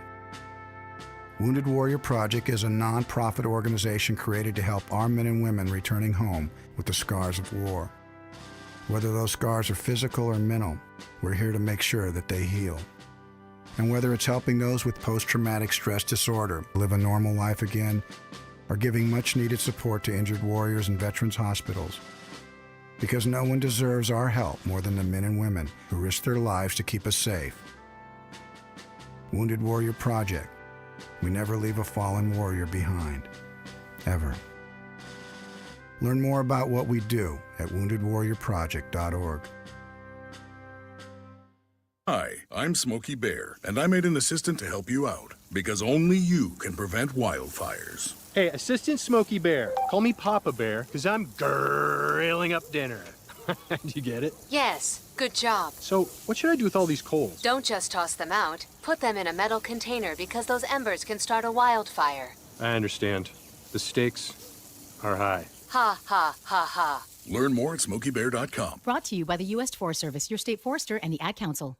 St. Louis's new choice for conservative talk. Listen to this noise coming out of the White House. Live and local. We need to get the message to people who are not being helped by Democrats. Ron DeSantis showed people the back of his hand. This is News Talk STL. Tim Jones and Chris Arps in the afternoon. The 9 most terrifying words in the English language are, I'm from the government and I'm here to help. The more you remove voting from Election Day, the more opportunity you're offering for people to commit fraud. Are you not entertained? Are you not entertained? I think the Democrats are so short-sighted in this tactic they have now to just cheat at any cost to win elections. You're a lying dog-faced pony soldier. You said you were, but now you got to be honest. I'm going to be honest with you. What are we doing wrong here? As a former leader in the House, I think you could put your finger on it. It's called leadership. We don't have it. Tim Jones and Chris Arps. And, you know, I think that there's I've been in and out, not as obviously combatant, but in and out of Afghanistan, Iraq, and these areas 38, 39 times. As not as president, only twice as president, but from the time I was a senator, but particularly when I was vice president. All right. First of all, he's a disaster. Second, he's a disastrous liar. Welcome back to the Tim Jones and Chris Arps Show. 1019 94.1 News Talk STL. Chris Arps, there is the leader of the free world. God help us. God help us, and I have no idea. Usually when you hear sound bites, you know, you can, after a couple of minutes or a couple of seconds, get the context of what the person is talking about. I have no idea what President Biden was talking about in that sound clip, and he sounds absolutely terrible. That's the worst I've ever heard him sound before, to be honest with you. Yeah, Chris, he was really off of his meds and his vitamin B injections, I think, that day. I mean, he sounds like, I mean, Chris, do you remember when you and I were younger and the left was attacking Reagan and saying, you know, after he left office, they were like, oh, yeah, he had dementia and Alzheimer's. He was a disaster. Go back and look at the videotape of Ronald Reagan. You wouldn't have known. But boy, you've got this, Chris, right in front of our faces, and they act like nothing's wrong.